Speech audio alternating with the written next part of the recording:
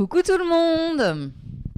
Coucou les amis, on est un peu jaune ou pas? Je sais pas, non, je crois que ça va. Non, on est bien. J'ai décidé que c'était cool. Voilà. Bonjour Judith. Salut tout le monde, salut Marine. Ça va? Ouais, nickel. Est-ce que t'es bien installée? Je suis bien installée. Ouais, je suis bien N'hésite pas à installée. te prendre tous les coussins que tu veux si tu veux te mettre. Ouais, je pense Parce que- qu'en général, on finit la soirée comme je pense ça. que hein. Je vais finir vite, ouais. J'annonce. Comment ça va les amis? Bonsoir le chat, bonsoir Marine, bonsoir Judith, bonsoir. Juste à temps, Zaïle, super.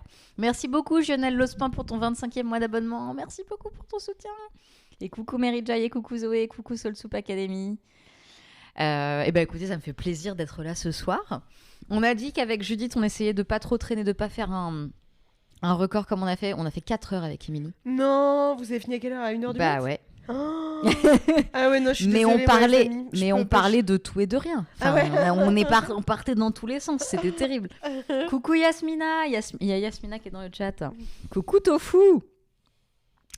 Et avec Judith, on a dit que ça durait 2 heures. Ouais, Donc et on là, va ça, essayer je de dois pas me coucher traîner. tôt parce que j'ai du boulot dans mon bidon. Bah oui. Bah, et dans ton bidon et demain Et matin. demain matin en plus, ouais. Donc voilà.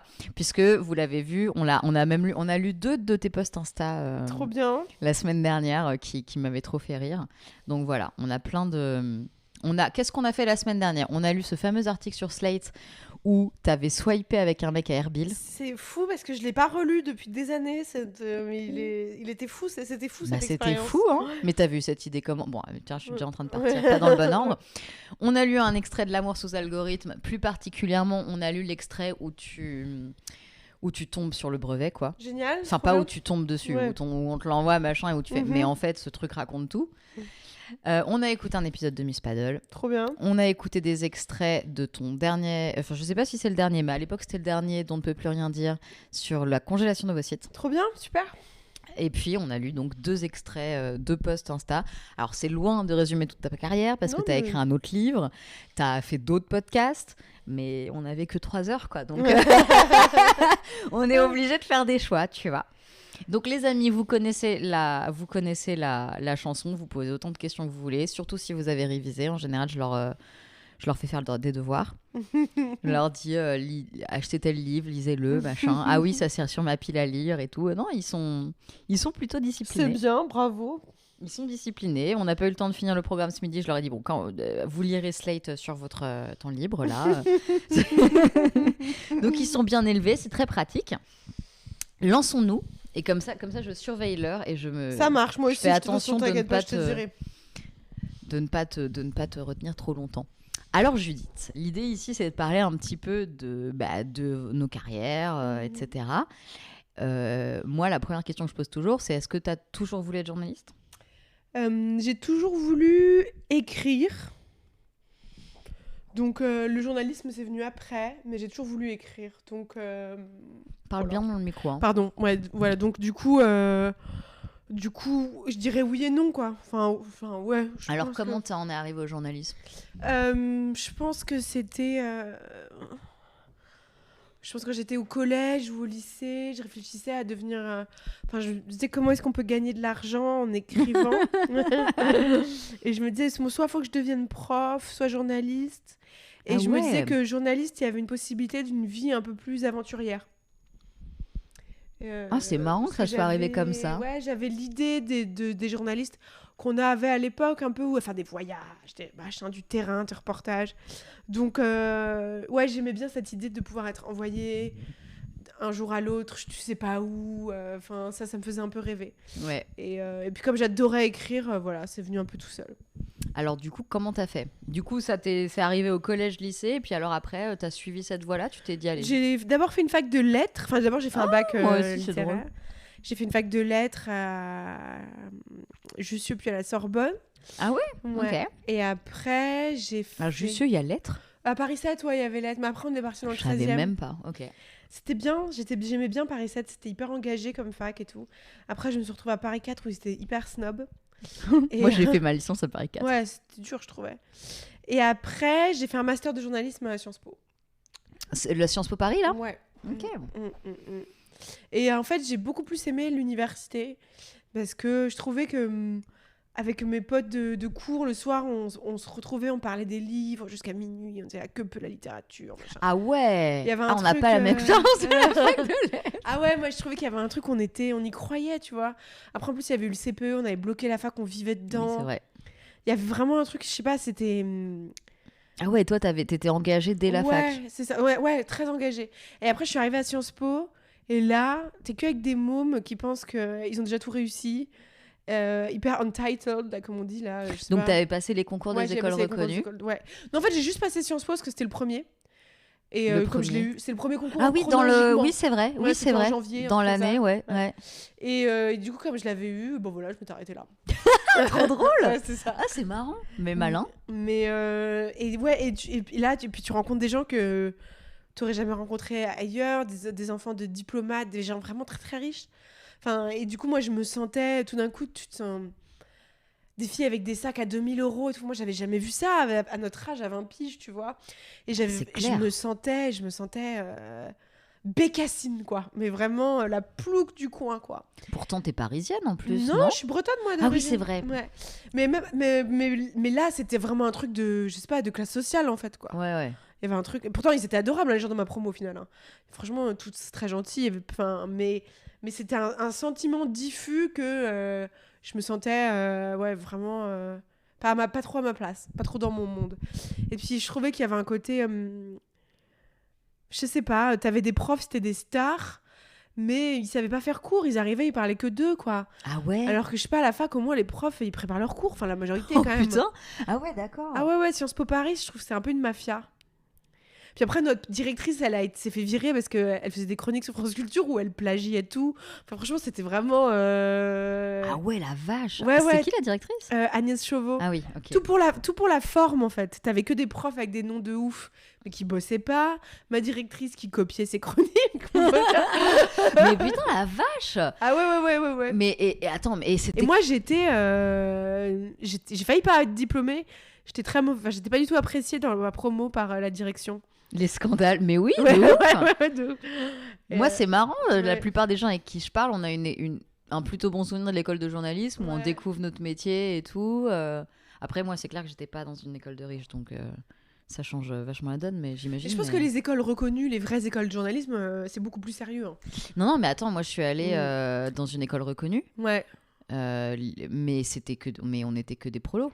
C'était Marseille, c'était Oui, public. c'est ça. Non, c'est ça, je veux dire, les vraies oui. écoles reconnues. Parce que Marseille Sciences et Po, tout. c'est pas reconnu. C'était pas encore reconnu à l'époque. Mais les vraies d'accord. écoles de journalisme avec du temps, genre Marseille, Lille, où ça fait longtemps qu'elles enseignent le métier, je pense que quand même, c'est beaucoup plus sérieux, quoi. Des riches qui bossent pas sans deck. et ouais, parce que quand même, vous aviez des cours de pratique, vous apprenez à faire de la quand télé, même, de la radio. on a fait de la télé. Si, on en a fait quand même. Hein. J'en donne une image un peu caricaturale. Mais ça te plaisait pas? non, j'étais très malheureuse. Ah merde, la vache. Ah oui, j'ai vraiment été très malheureuse là-bas. Mais par contre, ça t'a pas dégoûté du journalisme? Non, parce que je m'éclatais dans mes stages, par contre. Et dans mes stages, j'avais les rédac chefs, tout le monde m'adorait et tout. Puis en cours, je me prenais que des sales notes. Enfin, c'était assez bizarre, quoi. Ah ouais, t'as failli pas être diplômée. Ouais, j'ai failli Bonsoir, pas être diplômée. Badaboubs. Putain, ça c'est rare quand même. Hein. En général, quand t'es rentré, tu sors quoi. Ouais, voilà, c'est ça. En principe, il est pas censé y avoir une barrière à la sortie, quoi. Enfin, je pense qu'ils m'auraient filé mon diplôme quand même, mais j'ai validé ric-rac, quoi. Ah la vache, d'accord. Ouais. Bon, d'accord. Voilà. Mais alors, c'était quoi tes stages? Qu'est-ce qui te plaisait dans le journalisme? Est-ce que c'était la presse écrite? Où est-ce que t'es allée? Ouais, moi j'ai toujours été plus quelqu'un de l'écrit. L'image, ça me saoulait de ouf. La caméra, machin, les réglages, c'est pas mon truc. Et j'aimais bien le son aussi, la radio. D'ailleurs, maintenant je fais du podcast et des bouquins, voilà. Donc, mais j'aimais bien sur Internet à l'époque. Je trouvais que c'était là où il y avait un truc un peu excitant qui se passait, une liberté de ton. Donc c'est pour ça que j'avais fait des stages à Slate, à rue 89. À l'époque, c'était des endroits de liberté un peu, quoi. Et voilà, jusqu'à un stage au Figaro.fr où ça peut paraître paradoxal, mais finalement, j'avais bien aimé être là-bas. Puis à l'époque, le web, c'était encore un peu pas très considéré. Donc, c'était pas aussi de droite que le journal. Ouais. Donc au début hein, quand je suis arrivée. Hein. Mais le Figaro, moi j'en ai un souvenir d'eux. En plus, ils étaient et je crois que c'est toujours le cas, ils essayaient pas mal d'innover sur Internet. Ouais, c'est Ils ça. font partie de ceux qui ont fait de la vidéo en premier, Exactement, de la data ouais. en premier. Ouais, t'avais quand même des bons journalistes et tout. Donc j'ai fait un stage de fin d'études là-bas. Puis après, je crois qu'ils m'ont rappelé quelques mois après pour un CDD. Et voilà, ça a commencé comme ça. Ça a commencé avec les horaires décalés, les 5 heures. Ah oui, donc du desk. Ouais, le desk, les bâtonnages de dépêche. Donc on vous a déjà expliqué. Vous vous souvenez ce que ça veut dire? Parce qu'Emilie en a fait un peu aussi. Je sais Au plus où. début, ouais, tu te tapes un peu ça quand tu débutes. Hein. C'est les dépêches AFP, bah, c'est, je sais pas, comment on pourrait dire ça, des bulletins d'informations qui sont envoyés aux journalistes. Et toi, tu les réécris pour que ce soit un peu moins chiant, quoi. C'est quand même... Et tu dois en faire, je sais pas, 20 par heure, quoi. Ouais, c'est un peu... Ouais. Ah ouais, tu... Ah ouais, 20 par heure. C'est putain, du taf, c'est ouais. énorme. Bah non, moi j'ai eu la chance. J'ai fait ça en stage, mais que en stage. Ça... Ouais, au début, tu déchantes un peu. Tu t'imagines sur le terrain, je sais pas où, et puis t'es là à copier-coller le Parisien. Enfin, mais bon, faut bien commencer quelque part. Hein. C'est clair. C'est ça. Donc du coup, t'as bossé. Je me mets à l'aise, hein, pardon. Hein. Ah non, mais pitié, regarde-moi. Ouais, c'est ça. Alors, je t'ai dit, on finit en général à moitié allongé, il y a aucun problème. Donc, tu as commencé au Figaro. Ouais, j'ai commencé au Figaro et c'était vraiment au début une super expérience parce que franchement, il y a quand même des excellents journalistes dans ce journal. Bien sûr. Au début, j'étais sur le web beaucoup à faire que du desk et en fait, ils étaient quand même hyper ouverts si tu proposais des sujets, des trucs. J'ai pu faire pas mal de terrain. J'ai fait plein de reportages. Il y avait déjà Madame Figaro et tout, non? Ouais, il y avait. Mais moi, je travaillais pas trop pour Madame. Ok, d'accord. Et après, j'allais vachement gratter du côté du service société, où il y avait beaucoup de journalistes très installés avec des enfants, etc. Donc, qui n'étaient pas très disponibles pour partir du jour au lendemain. Et moi, j'avais réussi à dire, moi, je suis dispo pour partir du jour au lendemain et j'ai trop envie de faire ça, quoi. Donc, c'est comme ça que je m'étais retrouvée pas mal à partir sur les crimes. Par contre, c'était un peu sordide. Mais, oui. Mais du coup, j'ai couvert pas mal de faits divers un peu dans toute la France. Du coup, j'aimais bien parce que c'était le journalisme un peu comme je l'avais imaginé. Avec ta voiture, tu vas voir les policiers, tu sais, d'avoir des infos. J'avais poussé un procureur. Ah putain, laisse tomber, ça, c'était vraiment... C'était les trucs au début. Vous vous souvenez, on en a parlé aussi, Bonsoir, hein, Ifnac.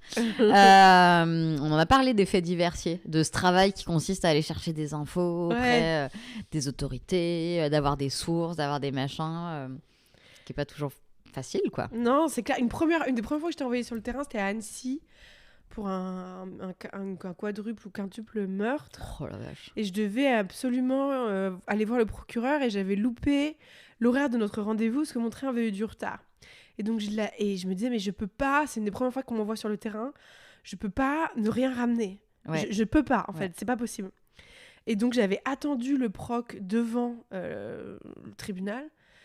Et après, il était sorti, il voulait pas me parler. Et non, mais vraiment, j'avais de l'audace quand même. Je l'avais suivi et il était monté dans sa voiture et j'étais montée à côté de lui. Oh la vache! Et moi, j'avais dit, non, mais vous comprenez pas. Enfin, je savais plus quoi dire. J'ai dit, je suis en CDD, je peux pas rien ramener. Enfin, j'avais fini par cracher le truc, quoi.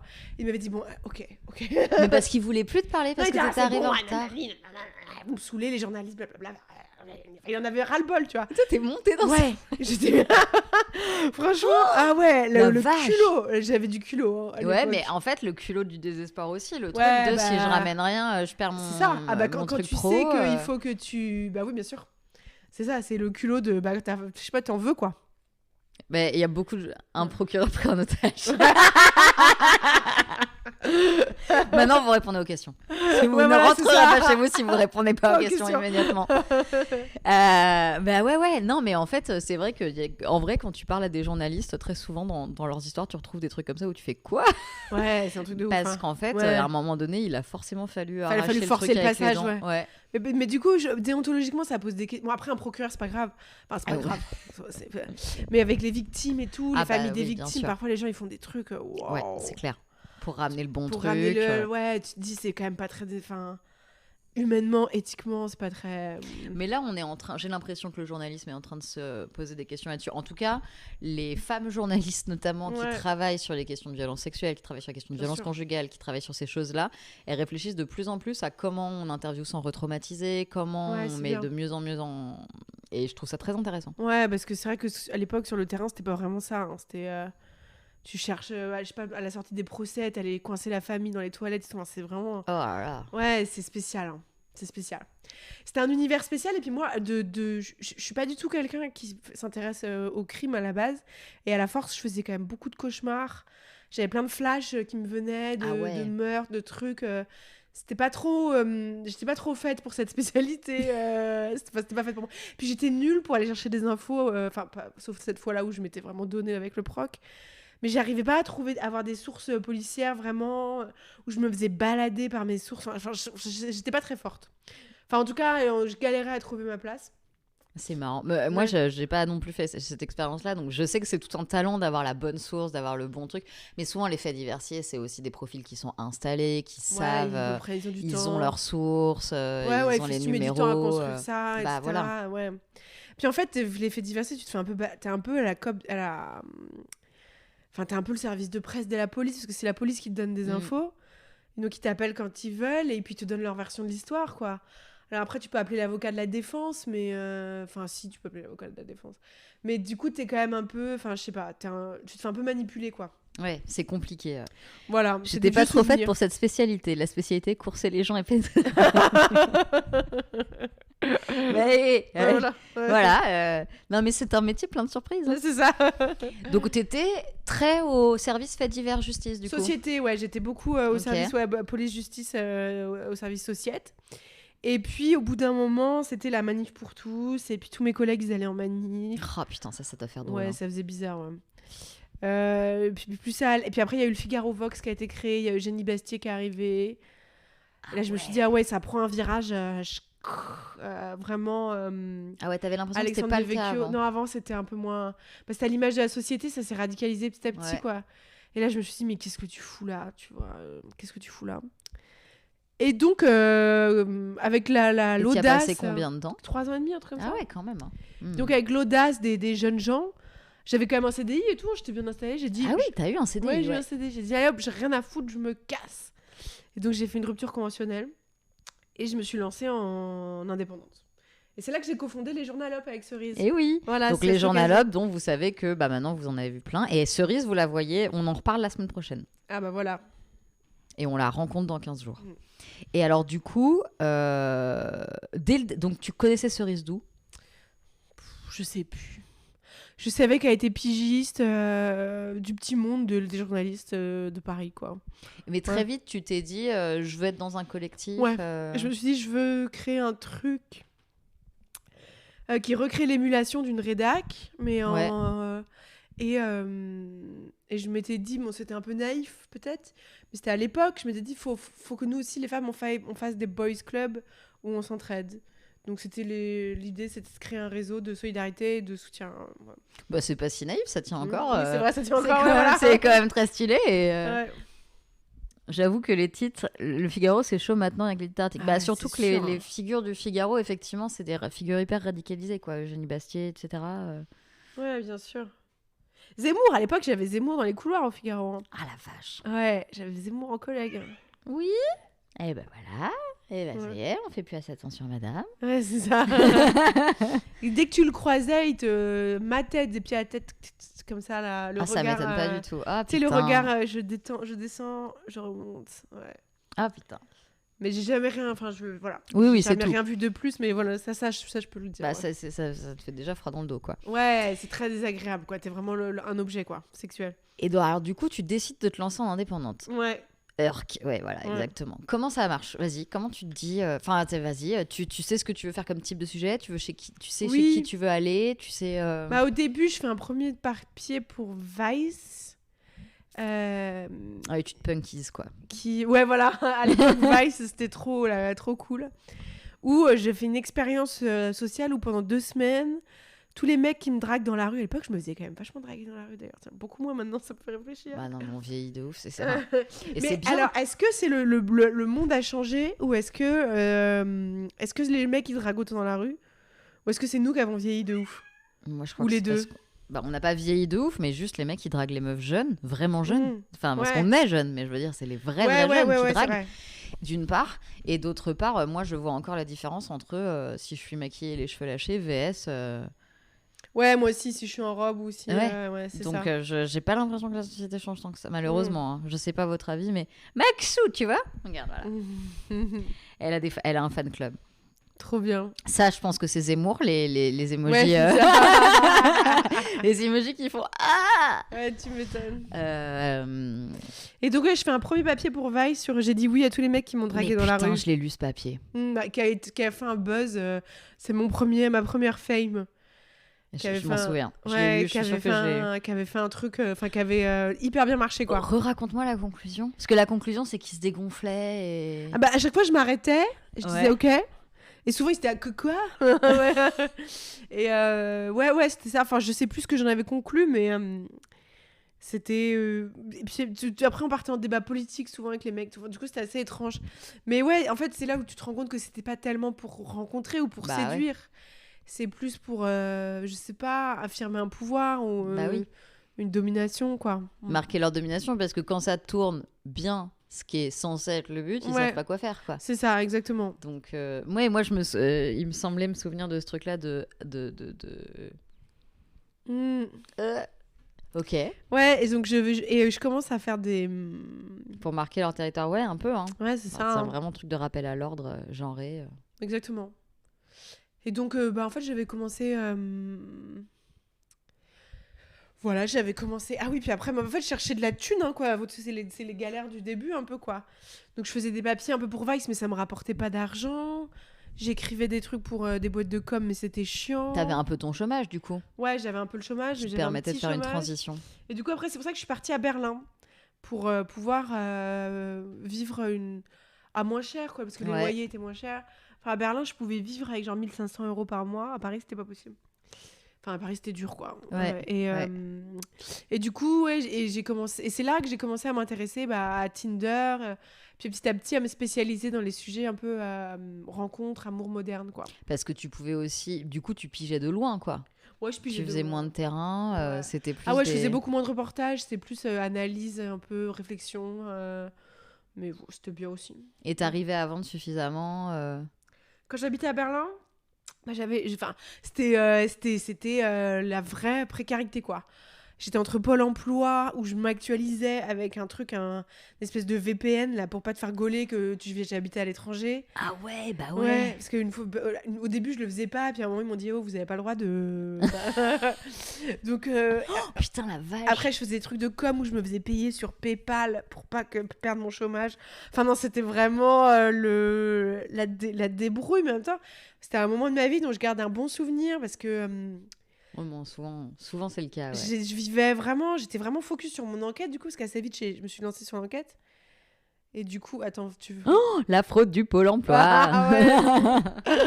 Chez les journalistes, les amis, vous êtes pas au bout de leur peine. C'est clair. Franchement, c'est impossible de débuter dans le journalisme si t'es pas soit rentière. Dans l'indépendance, en tout cas. Dans l'indépendance. Soit il faut que tu sois rentière, soit il faut que tes parents t'aient donné un appartement, t'as pas de loyer, soit il faut avoir Pôle emploi. Enfin, sinon, au début, il faut bien 2 ans pour se lancer. Enfin, c'est impossible. On a vraiment... on est nombreux à avoir pivoté après un contrat où on avait suffisamment de Pôle emploi pour... c'est ça. Pour se débrouiller un peu et le temps de rebondir. Sur un bon quoi. article à faire, une bonne enquête sur aussi le nombre d'entreprises qui ont été créées grâce à Pôle emploi, le nombre de richesses qui est créé aussi grâce à ça, les gens qui peuvent prendre des risques et tout, c'est... Grave, et d'ailleurs c'est censé exister, hein, les congés création d'entreprise, les congés comme ça, les trucs où t'es censé avoir un peu plus de... Moi dans ma coop, bon c'est une petite parenthèse, mais avant de nous salarier, parce qu'en fait, on se salarie, dans ma coop, on se salarie, un équivalent CDI, mais pendant tous les mois où on se verse pas encore de salaire, on a le droit de facturer tout ça et d'accumuler tout ça. On a un contrat spécial, quoi, qui permet d'accumuler tout cet argent dans la boîte, tout en continuant à toucher Pôle emploi, en fait, sans se payer. Donc, c'est cool, parce qu'en fait, on pourrait estimer que à partir du moment où t'encaisses des trucs, tu devrais te payer et tout. En fait, non, on nous permet de le mettre de côté pour vraiment pouvoir se lancer et en attendant continuer de toucher Pôle emploi, quoi. Bah ouais, c'est génial. C'est plutôt pas mal. Fraude en Pôle emploi aujourd'hui, la dernière fois, ça part en vacances avec... Ah, c'était qui ? Ah oui, c'était Marie de Bourreur. Sur YouTube notamment. Ah bah oui, moi complètement. Moi, c'est parce que je me suis retrouvée au chômage aussi à un moment donné. les islamo-bobo-gauchistes qui veulent des journalistes puissent vivre de leur métier, mais où va le monde? Ah ouais. Non, mais c'est vrai que le journalisme indépendant, c'est très très dur. Très très dur. En fait, ça me fait flipper parce que je me dis ça va devenir comme le cinéma. T'as un truc d'enfants d'eux, Ouais. de gens qui n'ont pas besoin d'argent pour vivre en fait. À force quoi. Ouais. Et du coup, ça va être qui va parler du monde? Enfin, c'est. Bah après, encore une fois, il y en a pas beaucoup qui se lancent directement en tant qu'indépendant, tu vois. Ouais, c'est vrai. Tu vas commencer par faire des... Ou alors, tu as ce fameux truc d'avoir ton mi-temps, enfin pas ton mi-temps, mais un équivalent où tu fais, je sais pas... moi, je sais qu'en sortant d'école, c'est pas ce qui s'est passé, mais c'est pas ce qui s'est passé finalement, mais en gros, on m'offrait des piges de JRI à LCI. Et ça, du ça coup, je rapportait savais bien. que j'aurais pu faire un salaire minimum avec ça et pouvoir faire autre chose les autres jours, Ouais, quoi. c'est ça. Et il y en a plein qui font ça, qui vont faire... Émilie, elle nous racontait ça, elle faisait du desk au site RTL. Oui. À un moment donné, elle me disait, en fait, ça me payait mon loyer. Ouais, voilà. Et donc, du coup, je pouvais, avec le reste, faire autre chose, machin. Ouais, on compose tous un peu comme ça, quoi. C'est pas un peu déjà le cas? Ah, est-ce que c'est pas... tu parles du côté fils d'eux. endogame chez les Si, journalistes? Si, c'est sûrement. J'ai pas les chiffres en tête, mais sûrement, ouais. Bien sûr. C'est quoi piger? Piger, c'est faire des piges. La pige, c'est le mode de salaire des journalistes indépendants, quoi, en gros. C'est vraiment un salaire. C'est quand t'es payé à l'article. Voilà. À l'article, quand t'es en presse écrite, et Oui, par voilà. exemple, tu vas faire une journée en télé Ou à la journée en télé, ouais. ou en radio, ou voilà, quoi. Et du coup, on appelle ça être pigiste. Du coup, ok, donc t'es à Berlin, tu te débrouilles, mais c'est un peu le moment où t'écris ça aussi, du coup, là. C'est ça, c'est le moment aussi. C'est un moment difficile, mais je suis un peu aussi nostalgique de cette époque parce que j'ai eu à peu près 2 ans pour écrire ce livre, donc faire mon enquête. L'amour sous algorithme. Et quand t'es dans le système des rédacs ou tout ça, t'as jamais 2 ans pour faire une enquête. Hein. Et je sais pas si j'aurais. Enfin, est-ce que j'aurais pu faire un travail de. J'ai peur de jamais pouvoir refaire un truc de la même qualité parce que j'ai peur de plus jamais avoir autant de temps pour travailler en fait. C'est ça aussi le privilège. Enfin, c'était pas un privilège, mais quand même, j'étais très libre quoi à cette époque-là. C'était dur, c'était stressant, mais j'avais que moi à gérer. Et j'avais quand même du temps grâce à Pôle emploi. Tu veux dire que tu l'as vendu 2 ans avant de le sortir? Ouais, à peu près. Ouais. Ah ouais, d'accord, ouais, ok. quand même, ouais. Je pensais que ça avait été vite de l'ordre... Enfin, peut-être pas 2 ans, mais 18 mois, quelque Parce chose que comme tu avais ça. quand même bien commencé à enquêter avant J'avais bien commencé à enquêter d'avoir avant de le pensé un vendre livre. aussi. Ouais. Oui, Donc, je sais plus combien de temps. Enfin, je sais pas, en gros, mais j'y ai passé beaucoup de temps, en tout cas. ouais. En tout et pour tout, je sais plus à quel moment j'ai signé le contrat d'édition et tout, mais j'ai pu me plonger pendant vraiment longtemps sur ce sujet et rencontrer plein de spécialistes et lire plein de choses et avoir le temps quoi. Et tu savais que c'était un livre... À partir de quand tu as su que c'était un livre? J'ai fait donc j'ai demandé mes données personnelles à Tinder, ils m'ont envoyé 800 pages. Ouais, faut quand même raconter quelques petits trucs. Tu t'es dit, à un moment donné, tu as découvert que on avait des notes sur Tinder. En fait, un matin, j'ai lu un article et j'ai découvert qu'on avait tous une note secrète de désirabilité sur Tinder. Ouais. C'est une info qui m'a un peu glacée parce que ça m'a rappelé à peu près 1 milliard de mauvais souvenirs de toutes les fois où j'avais été notée, enfin comme toutes les meufs, À je crois, l'école, ouais, bien sûr. par les gens et je me suis rappelé ça m'a rappelé un mec dans ma classe quand j'étais au collège qui s'appelait Tristan, qui notait toujours les filles, et puis je me suis dit putain, c'est vraiment un truc de Tristan, j'ai ça. Tristan dans mon téléphone quoi. Ah ouais. Et je sais pas, ça m'a oppressée quoi. Et je me suis dit je veux en savoir plus sur cette histoire de notation. Et donc j'avais demandé toutes mes données personnelles à Tinder. C'était au début de la RGPD et tout, c'était quand ces questions commençaient un peu à être d'actualité, mais ils s'étaient pas méfiés du tout, Tinder, à cette époque-là. Parce qu'ils avaient pas du tout fait le lien que j'étais journaliste et tout. Enfin, ils avaient vraiment... Ils s'étaient pas méfiés du tout, donc ils m'avaient renvoyé toutes mes données personnelles. Ils s'étaient pas méfiés ou juste ils avaient pas le choix? Ah, c'était avant la RGPD, donc ils étaient pas obligés. Mais ils étaient pas du tout ils méfiés. étaient pas obligés. Non, Ah, pas ok, du tout d'accord. méfiés. Et donc ils m'avaient renvoyé... Mais j'ai eu de la chance, hein, mais comme j'étais une des premières à demander, ils savaient pas trop comment faire, je pense, donc ils se sont dit, bon, allez hop. Et donc... Et c'était 800 pages. 800 pages, voilà, c'est ça c'était qui 800 est pages. irréel. Et donc j'avais fait un article dans le Guardian pour raconter ça, parce que personne voulait m'acheter ce papier en France. Et moi je me disais, putain, mais c'est du lourd ce que j'ai, donc je me suis dit, je vais tenter le Guardian. Enfin, un truc un peu... Mais pourquoi personne voulait te l'acheter en France? C'est fou. Parce que je pense que j'étais pas identifiée comme journaliste tech en France. Oui. Ah oui, pour eux c'était de la tech. Ouais. Et qu'au Royaume-Uni, ils me connaissaient pas, donc ils m'avaient pas... Ils n'avaient pas de biais sur moi. Et donc, ils ont pu se dire, ah ouais, c'est une bonne info ce qu'elle a. C'est fou le... Ouais, c'est nul, du coup. C'est ce qu'il faut faire pour être prise au sérieux. Mais enfin, du coup, c'est super d'avoir eu le Guardian, parce Ouais. que c'est une super titre de presse. bien sûr. Mais c'est nul de la part de la presse française de qui est passée à côté Surtout d'un qu'après, truc. ils ont tous copié-collé papier, hein, donc bon, bref. Mais donc, je fais ce T'approches papier, donc pas ce trop, qui était toi. quand même trop bien. Et là, c'est mon deuxième buzz, de ma deuxième fame. Cet article, il fait vraiment il a un retentissement incroyable. Ouais, dans le livre, t'as écrit que c'était une des meilleures lectures de l'année sur Ouais, le c'est site. ça, c'est un des plus gros succès d'audience de C'est l'année. énorme. Et donc là, je me dis, bon, c'est le moment d'aller démarcher un éditeur. Avec juste après ce succès-là, cette fame-là, j'avais encore plein de trucs dans ma besace que j'avais pas raconté dans l'article. Je me dis, ouais, c'est le moment, quoi. Et voilà, et le lendemain ou le Tu voulais faire une enquête en livre. Ouais. Sailor Super Mouette, coucou. Du coup, que les gens commencent pas trop en indépendant, mais je croyais que la piche, c'était là où les journalistes commençaient avant de potentiellement avoir un poste pour ceux qui le souhaitent. Du coup, les journalistes commencent plus souvent par des CDD, CDI. En vrai, je sais pas s'il y a des règles. stats. Ouais. Mais c'est sûr que si tu commences en tant qu'indépendant, il va falloir quelque chose qui te soutient financièrement, parce que sinon... Souvent, il faut essayer de faire au moins 6 mois de CDD pour avoir Pôle emploi. Enfin, Voilà. Je pense que c'est ça la stratégie, à moins d'avoir pas besoin d'argent. Parce que avoir un petit CDD dans de la presse quotidienne régionale ou dans une télé ou quoi, ça c'est jouable en sortant d'école, par exemple. Mais après, il y a aussi il y en a qui restent chez leurs parents aussi. Bah oui, il y a pas le choix. Bien Tu sûr. restes bosser chez tes parents, voilà. Maudie avait lu ah oui, Maudie, je sais pas si tu connais, elle avait lu des passages de L'amour sous algorithme. Maudie, c'est une streameuse spécialisée en sciences sociales, en sociologie, qui fait des lectures de sciences sociales. Ah, trop bien. Et du coup, elle avait lu des extraits de L'amour sous algorithme. Génial, je savais pas. Elle est adorable. Meilleure meuf. Et donc, du coup, tu te dis, allez, je vais démarcher des éditeurs. Ouais, c'est ça. Mais en fait, je suis allée voir La Goutte d'Or direct et on a tout de suite bien entendu. Et c'est elle. C'est littéralement elle. C'est-à-dire que sa tête est un emoji. Voilà. Trop bien. On te la présente, voilà. Voilà, c'est ça. Donc voilà, donc tu demandes toutes ces données. Ouais. Tu vas commencer à être en contact avec les boss de Tinder au début. Ouais, parce que je fais des piges pour tu les Grazia dragues en un côté. peu. Ouais, voilà. Donc je les approche en disant, voilà, je fais de la presse féminine, lifestyle, vraiment pas la meuf, pas dangereuse, quoi. Mais ça, c'était avant que j'ai fait l'article du Guardian. C'est une fois que j'ai fait l'article du Guardian après Tinder, Bah ils oui, ont t'étais plus voulu cramée. me répondre. Ouais, j'étais Bah cramée. oui, bien sûr. Mais du coup, j'ai pu approcher tout le staff de Tinder. J'ai fait plein de déjeuners avec eux. J'ai pu interviewer le CEO. J'ai avancé masqué, quoi. C'était malin comme stratégie. de ouf. Ouais, voilà. Et ça devait être Ouais. excitant en plus. Ouais, par je me ailleurs. sentais un peu coupable parce qu'ils étaient vachement sympas avec moi. mais bon, c'est le métier, quoi. Bah qu'est-ce oui, que tu c'est le veux. travail, c'est Ouais, clair. C'est le métier, hein. Ouais.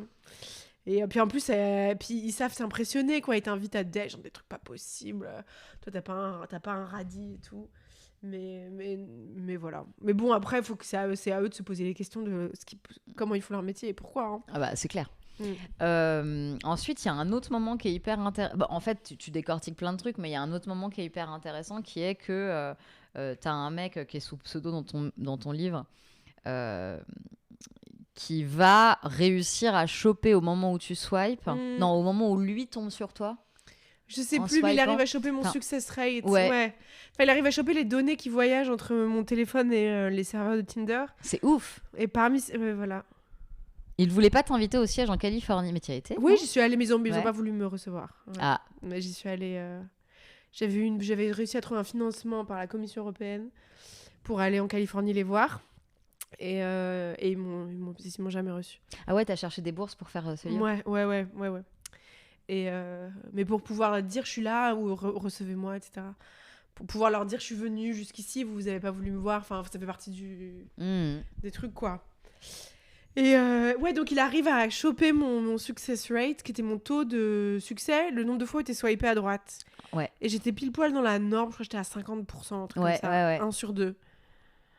Ça fait trop bizarre et de te dire, il y a des centaines de milliers de mecs qui m'ont mis un râteau, tu vois, et des centaines de milliers de mecs qui m'ont dit oui. Ouais. C'est un peu absurde, quoi, comme ordre de grandeur. Grave.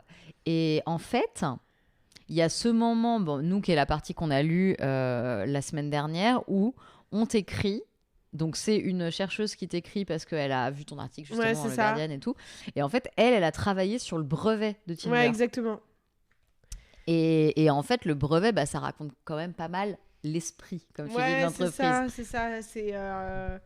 Et là, ils décrivent comment fonctionne l'algorithme, en tout cas à l'époque.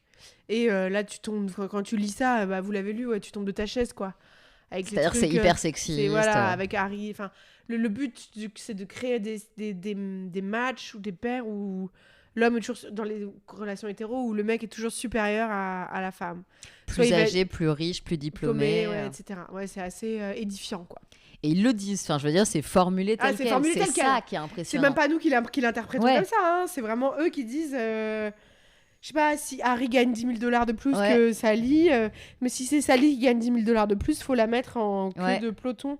Non, c'est vraiment assumé comme tel. Et c'est ça qui est dingue. Et après, ce qui est très intéressant dans ton livre, et est-ce que c'est pas notamment ce qui fait le succès du livre, tu penses, ce truc-là, qui raconte vraiment à quel point c'est sexiste, en fait, je pense, et à quel point c'est assumé. C'est un peu à double tranchant, parce que du coup, cette info, elle a fait un peu l'effet d'une bombe. Ouais. Donc, pendant toute ma promo, on me parlait beaucoup de ça, beaucoup de ça. Et ça a un peu passé à côté l'aspect aussi sociétal, féministe aussi du livre, je trouve, qui était aussi une réflexion sur les rencontres, le célibat, la féminité, et qui était peut-être plus intemporelle, plus unique aussi. Mais je pense que le mélange des deux, ça fait qu'il continue à vivre sa vie aujourd'hui, quoi. Ouais, c'est ça. Clairement. Ouais. Et oui, parce qu'en fait, le livre, on alterne vraiment, mais presque un chapitre, si je me souviens bien, non ? On alterne vraiment, toi, comment tu te sens, où t'en es, c'est-à-dire au début, je viens de larguer mon mec parce que j'ai envie de vivre ma jeunesse et tout, je suis sur Tinder, et putain, il y a plein de mecs qui me swipent à droite, et je me sens trop, j'ai l'impression d'avoir trop de succès, c'est trop cool et tout. Puis, je découvre... Et en fait, t'alternes les moments où, en tant qu'utilisatrice, en fait, et en tant que meuf sur le marché de la séduction et tout, je dis marché, quoi. Ouais. Voilà. Et les moments de journaliste enquêtrice, vraiment, où tu vas chercher des infos, tu cherches à interviewer des gens, tout est écrit à la première personne. Est-ce que ça, dès le début, tu te dis que tu veux faire ça comme ça ? Ouais. C'était naturel, quoi. Parce qu'en fait, on retrouve ça dans quasiment tout ce que tu as fait ensuite. Ouais. T'es toujours entre... c'est toujours très intime, ce que tu proposes. Ouais, oui. Je sais pas comment... ça m'intéresserait pas de faire un taf qui soit purement extérieur à moi. J'ai besoin de m'inspirer un peu de ce que je vis, ce que je traverse. En fait... De comprendre ce qui m'arrive et de l'analyser de tout ça, et enfin je trouve que c'est ça qui rend les choses intéressantes, sincères, différentes, quoi, personnellement. Et du coup, est-ce que dès le début tu te dis je fais ça parce que c'est comme ça que je perçois le truc, ou est-ce que tu te dis Marinette, super longue question alambiquée, Judith, oui. Désolée, excuse-moi, pardon, Ishnak. Ouais, c'est pas un truc que t'intellectualises, quoi. Et je pense que en fait, je me définis comme journaliste, mais aussi comme autrice. Ouais. Et il y a une dimension peut-être un peu littéraire aussi dans le travail que j'essaie de faire. Et donc d'écriture, quoi. Et qui va plus loin que juste chercher des infos ou interviewer des gens. Et donc cet aspect littéraire d'écriture, il parle de mes tripes ou de mon cœur, de ce qui me révolte, ou de ce qui me révolte beaucoup, quoi, ou de ce qui me fait souffrir. Et je mélange un peu les deux. Il y a le côté fac de lettres et Sciences Po, quoi. C'est ça. Ce qui est hyper intéressant, c'est que tu racontes ça. Enfin, tu dis, moi, quand j'étais petite, je voulais écrire, quoi. Et en fait, t'as rebouclé vachement sur le truc autrice. Ouais, c'est ça, exactement. Et il y a aussi, avant que tu racontes ton histoire de PMA et de grossesse sur ton compte Insta, je fais un petit avancé dans le temps, mais t'avais entamé un truc t'avais entamé des posts quasi fictionnels. Voire en partie en partie inspiré de ta vie, mais en partie fictionnel. Ça, c'est aussi quelque chose qui t'intéresserait potentiellement ? Bien sûr, ouais, carrément. J'aimerais bien un jour faire de la fiction. Ouais. Mais il y a un côté où je trouve quand même avec le journalisme qui permet d'être dans la conversation, dans l'actualité, dans la politique, qui m'intéresse. Ouais. Et même là, bien sûr, la fiction, c'est aussi engagé. Mais oui, un jour, j'y viendrai, c'est sûr. Ouais. Voilà, c'est noté.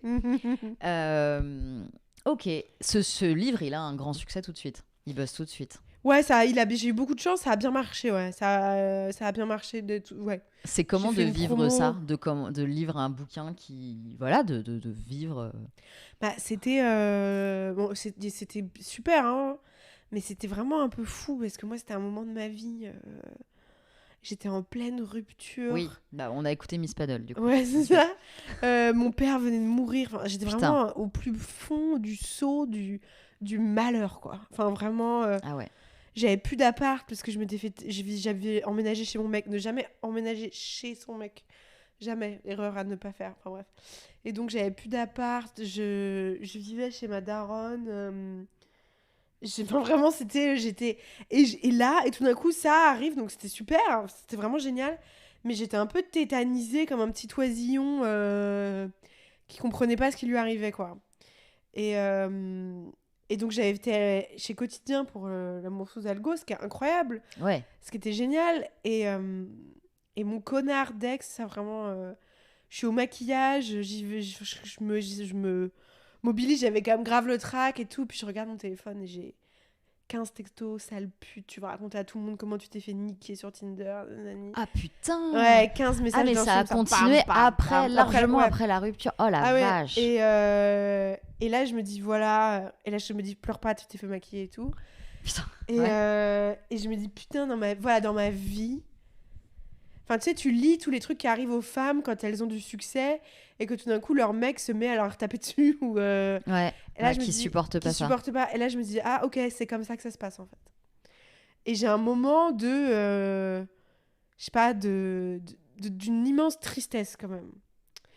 Mais sinon, c'était quand même génial. Enfin, je raconte ça, mais. Mais quoi, oui. En fait, Mary J, je sais pas si on va en parler après, Ouais. mais parce que Judith en a aussi parlé dans un podcast dont on a écouté un épisode la semaine dernière sur une relation abusive. C'est qui ça. est en fait. Mon ex était une mauvaise personne. Hein. Cet ex était une mauvaise personne. Oui, voilà, Ouais, voilà. mais qui tombe. Mais en fait, c'est vrai que ça tombe sur la fin de la rédaction de ce livre et Exactement. sur la sortie de ce livre. Et il n'avait pas supporté que j'écrive un livre sur Tinder. Parce qu'en plus, Oui. il parlait pas français, donc il pouvait pas le lire. Et Ah oui, c'était à Berlin, du coup. Ouais, et pour lui, c'était insupportable. Enfin, j'avais l'impression... Enfin, j'aurais été travailleuse du sexe, ça aurait été aussi... Enfin, ça aurait été aussi fou, quoi. À ses yeux, le fait de faire un livre sur Tinder, de parler mais à peine de sexualité, c'était un truc insurmontable, quoi. Mais de toute façon, dans ce que tu racontes dans Miss Paddle, il racontait aussi le fait que tu avais eu le malheur d'avoir des Ouais. années où tu n'avais pas envie d'être en couple et tu avais envie de t'amuser, quoi. C'est ça. Et il te le reprochait Complètement. comme si c'était Donc, un et puis choix de vie. et je me souviens d'une autre séquence un peu folle pendant la promo de L'amour sous algo, mais c'est pour montrer à quel point le monde est un peu fou. C'est que je suis invitée à un festival à Nantes, je sais pas où je suis pas rémunérée pour aller parler un truc tout ça gratos. Et en même temps, je suis logée dans un hôtel, mais Ça genre un arrive 5 parfois. étoiles, quoi. Et je suis là, toujours en train de m'actualiser à Pôle emploi, je pense ma vie, dans cet hôtel. Et je me dis, mais ce monde n'a aucun sens. Pourquoi je suis pas dans un 2 étoiles et je suis pas payée ? Enfin, Ouais. pourquoi, en fait ? C'est pas possible. C'est l'énorme paradoxe des invitations où, Ouais. où on vit des trucs qui sont complètement au-dessus de notre niveau de vie. Complètement. Mais bon, sinon, c'était génial, hein. J'étais très fière. Très fière et très heureuse. Après, il y a eu une traduction en espagnol, en italien, en danois, en Putain. russe, en arabe. Enfin, c'était fou. Bah, Non, en c'était anglais, super. j'imagine. Non, ça Ah n'a pas ouais été traduit en anglais. Non. Ah, mais c'est incroyable. Ouais, j'aurais bien aimé, bien sûr, j'aurais bien aimé. Mais non. Mais peut-être pas trop tard, hein, peut-être Parce un que jour. alors, sur la couve, là, il y a écrit La Française qui défie Tinder par le Times. Ouais, j'avais fait la une du Times, attention, ça c'était pas trop la classe. Incroyable, la Ouais. une du Times, quoi. Et derrière, on a Le Point quand même. Vice et France Inter. Ouais. Non, tout le monde en avait parlé, c'était fou. Et t'en as vendu combien Enfin, si tu sais, ou si t'as envie d'en parler, etc. Aujourd'hui, on est sur un vrai best-seller, quoi. Non, on n'est pas sur un vrai best-seller. Aujourd'hui, on doit être autour de, je sais pas, 20 000 et quelques. Ah bah quand même. Oui, mais un vrai best-seller, faut au moins 50 000, quoi. Ah ouais, Ouais. d'accord. Non, c'est bien, c'est des bons chiffres, mais c'est pas un best-seller. Bah Ouais. putain. Ok. Ok. Il y a Mary J qui dit merci pour Miss Paddle. Oui, parce que du coup, est-ce que c'est à ce moment-là que te vient... Alors, parce que là, en fait, tu passes... Alors, j'imagine que tu fais d'autres choses. Moi, chronologiquement, il me semble que Miss Paddle arrive après. Juste L'amour après, sous ouais, l'algorithme. c'est la deuxième... C'est la grosse production d'après L'amour sous algo, Ouais. ouais. Miss Paddle. Je commence à écrire Miss Paddle, l'été après L'amour sous algo. Ah ouais, donc rapidement, quoi. Ouais. Ouais. Rapidement, tu as le recul pour te dire, ok, cette relation, c'était ça, j'ai envie de Mais le je raconter. sais pas comment j'ai fait parce que j'étais encore en train de me séparer que j'ai commencé à faire Miss Paddle. Parce qu'on a mis des mois à se quitter. Mais je pense que ça se sent un peu. Parce que Miss Paddle, je trouve que ça se sent que je suis encore un peu amoureuse. Enfin, moi, je trouve que ça se sent un peu par moment. Bah, en fait, le truc, c'est J'ai commencé, que... je les mets encore, ouais. Ah ouais. Ouais, je les mets encore, ouais. Non, mais parce que ce qui est dingue, c'est que j'ai envie de te dire oui, mais d'un autre côté, on a l'impression que c'est une partie du storytelling. Enfin, tu vois, le côté au début, on est ce que tu cherches à faire. Ce côté, d'abord, tu nous racontes, on a l'impression que ça va parler de trucs beaucoup moins dramatiques. Enfin, voilà, de trucs qui parlent de la société d'aujourd'hui. Clairement, les likes sur Insta, etc. Mais on se fait complètement avoir à un moment donné. Par le switch, ouais. Voilà. Et du coup, dans ce cadre-là, ça paraît logique que t'en parles comme ça, quoi. Ouais, c'est ça. Bah, c'était très sincère. Et tu te dis tout de suite, je veux faire un switch, je veux faire... Ouais, je m'étais dit, t'as tout de suite l'idée de ça va partir d'un like sur Insta, t'as tout de suite... Ah ouais. Je m'étais dit, je voulais me recréer, emmener les gens avec moi dans la subjectivité que t'as quand t'es dans une relation toxique et que tu te blâmes pour tout. Et que petit à petit, tu te rends compte que c'est pas toi que c'est pas que toi le problème et que c'est pas que toi le problème. Et donc je voulais je voulais recréer ça. Ça, je sais que je voulais et montrer aussi comment quand t'es dans une situation de violence, parfois ta psyché focus sur des détails, des tout petits détails. Mais on le voit même collectivement. Je sais pas, par exemple, quand il y avait le confinement, tout le monde focusait sur, je sais pas, comment ça se passe dans les supermarchés. Enfin, tu sais, genre, alors qu'en fait, on va tous mourir, etc. Enfin, on va pas tous mourir, mais il va y avoir des centaines de milliers de morts. Ouais. Tout d'un coup, on se focus sur du détail. C'est un réflexe que je crois très humain. Un peu genre pour essayer d'avoir un sentiment de contrôle où tu sais pas comment faire. Enfin, j'en sais rien. Et du coup, je voulais montrer tout ça. Je voulais montrer, je voulais qu'on voyage comme ça. Et tout de suite, t'as l'idée du podcast ? T'as l'idée que tu vas te le faire en podcast ? Mais alors, ça vient d'où, ça ? Je voulais... Parce que t'avais jamais fait de podcast, non. Mais j'avais très envie, parce que j'en écoutais beaucoup. Et je voulais faire un truc gratuit. Ouais. En fait, c'est ça aussi qui m'a... C'est pas forcément l'amour du son. Non, je voulais faire quelque chose de gratuit. Parce que je voulais le diffuser largement. Ok, c'est marrant ça. Enfin, c'est marrant, c'est ok. C'est ça qui t'a amené vers l'audio. Ouais. Et alors, c'est Webedia, je crois. Ouais, c'est Webedia qui m'a produit.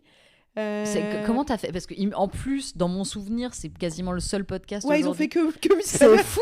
Ouais. Mais en fait, il y a eu un alignement des planètes où ils voulaient... Webedia, ils sont pétés de thunes et ils voulaient tester le podcast pour voir si ça marcherait. Et donc, ils en ont fait un avec moi, qui a vachement bien marché. Mais comment t'as fait pour rentrer même en contact avec eux ? Enfin, qu'est-ce qui s'est c'est passé ? eux qui m'ont contacté. Après la promo de L'amour sous algo. L'avantage, quand même, de faire autant de promos, même si t'es pas rémunéré, c'est qu'en fait, je l'ai compris après, ça t'ouvre des portes de ouf malade. On t'appelle pour du taf, beaucoup plus. Ouais, t'es très, très visible. T'es très visible, t'es très demandé. Et donc, ils m'avaient contacté. Et au début, ils ont été patients avec moi. Parce qu'au début, je savais pas trop quoi faire. Mais donc, ils te contactent, mais ils te disent direct, on te propose un podcast. Est-ce que tu as une idée de podcast ? Ouais. Trop cool. Ouais. Et j'ai adoré travailler avec eux. C'était géniaux. Franchement, j'avais une petite team qui était brillante. Des gens un peu différents du monde du journalisme. Pour moi, Webedia, c'est surtout de JV. Mais oui. Enfin, c'est du YouTube, en fait. Ouais, c'est du YouTube. C'est une agence de l'entertainment. YouTube et de Twitch et d'entertainment, effectivement. C'est effectivement pas du tout du journalisme. Non. Mais du coup, ils avaient une expertise aussi ils avaient une expertise différente et de prod qui était bien meilleure que... Enfin, en fait, qui était très intéressante. Enfin, c'était vraiment une très bonne expérience. Et donc, tu l'as écrit toute seule ? Enfin, comment ça se... Ah ouais. Ouais. J'ai tout écrit. J'avais fait des interviews, je travaillais avec un monteur. C'était assez fluide, hein, c'était assez fluide, ouais. Combien de temps ça te prend ? Entre septembre et décembre, on va dire. Enfin, ouais. Putain, mais ça va vite en plus. Ouais, c'est vrai. ouais, c'est vrai. C'était... Ouais, c'est vrai. Mais à temps plein, t'étais dessus ? Non, je faisais d'autres trucs à côté. Ouais, voilà. C'est marrant, tu le racontes vraiment comme un truc fluide. Mais c'est marrant comme les projets semblent vite s'enchaîner dans ta vie et assez naturellement, tu vois. Ouais, c'est vrai. Pourtant, j'ai des gros moments de stress entre les deux. Bien sûr, j'imagine. Mais c'est vrai, c'est vrai. C'était une bonne période quand j'écrivais Miss Paddle, parce que j'écrivais Miss Paddle et en même temps, Je faisais beaucoup de conférences, d'interventions pour l'amour sous algo. J'ai gagné plein de thunes. Franchement, c'était cool. C'était Ouais. juste avant le Covid, là, je faisais plein d'événements. C'était cool. J'ai fait plein de voyages et tout ça. Puis après, le Covid, ça a mis un gros stop à tout ça, ouais. Ouais, le Covid, c'était compliqué. Hein. C'est Ouais, pas c'est trop clair. le moment. Est-ce que vous avez des questions, les amis? N'hésitez pas. Oui, pardon, hein. parce que moi, je raconte ma life. Bah non, mais pitié, c'est le but. Mais, Ouais. mais c'est juste que ils ont parfois plus ou moins le réflexe. Donc je n'hésite pas à leur rappeler. N'hésitez pas. Hein. Et ouais, moi, je me souviens que Miss Paddle, mais bon, je sais qu'il y a plein de gens qui te l'ont dit, mais Miss Paddle, ça a été extrêmement marquant pour beaucoup parce que tu racontais, bah moi, c'était juste après une histoire qui est médiatisée aussi, donc voilà, où je me disais, putain, mais quelle bonne façon de raconter l'emprise et le truc du moment où tu te rends compte en fait et où ça ne va plus quoi, et de comment t'es focus sur, bah, comme tu dis, des détails, comment t'es obsédé, comment t'es machin, et à un moment donné ça va plus. Ouais, c'est ça. Et en fait tu t'en rends compte presque, déjà tu t'en rends pas si, voilà, c'est pas évident de s'en rendre compte, mais en tout cas il y a un moment de tu le vois pas venir quoi, il y a vraiment ce truc, et je trouve ça bien parce que c'est aussi très politique de raconter ce côté, tu vois pas venir le truc. Ouais, c'est ça. Et c'est important. Et vous voyez, vous l'avez pas vu venir. Et bah, c'est Ouais, bien ce qu'on comme vous ça. explique. Ouais, voilà, c'est ça. C'est C'est bien ce comme qu'on ça que ça n'arrête se pas passe. de vous dire. Ouais, c'est ça. On ne le voit pas venir. C'est bien le problème. C'est ça. Je voulais que les gens se fassent prendre au piège un peu comme moi. Ça aide aussi pour aider les copines. Ouais. Ouais. Moi, c'est un podcast que je recommande en effet pour les personnes. Comment dire, pour les personnes qui en ont besoin, mais aussi quand elles sont dans une période où elles peuvent l'entendre. Du coup. C'est ça. Ouais, c'est ça.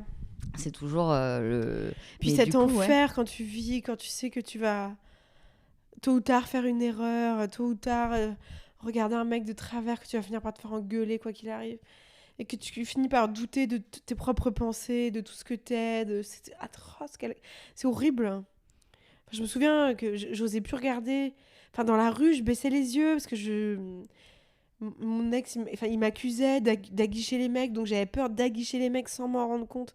Enfin tu te retrouves à faire des trucs quand même, ouais, où tu te culpabilisais toi quoi. Tout le temps ça te rentre, moi ça me mettait complètement, c'est ça le principe de l'emprise, après ça te rentre dans la tête quoi, donc tu sais plus ce qui est toi, ce qui est lui, et son opinion, enfin lui, l'opinion qu'il a de toi, ça devient ton image de toi quoi, sa vérité devient ta vérité, et c'était atroce.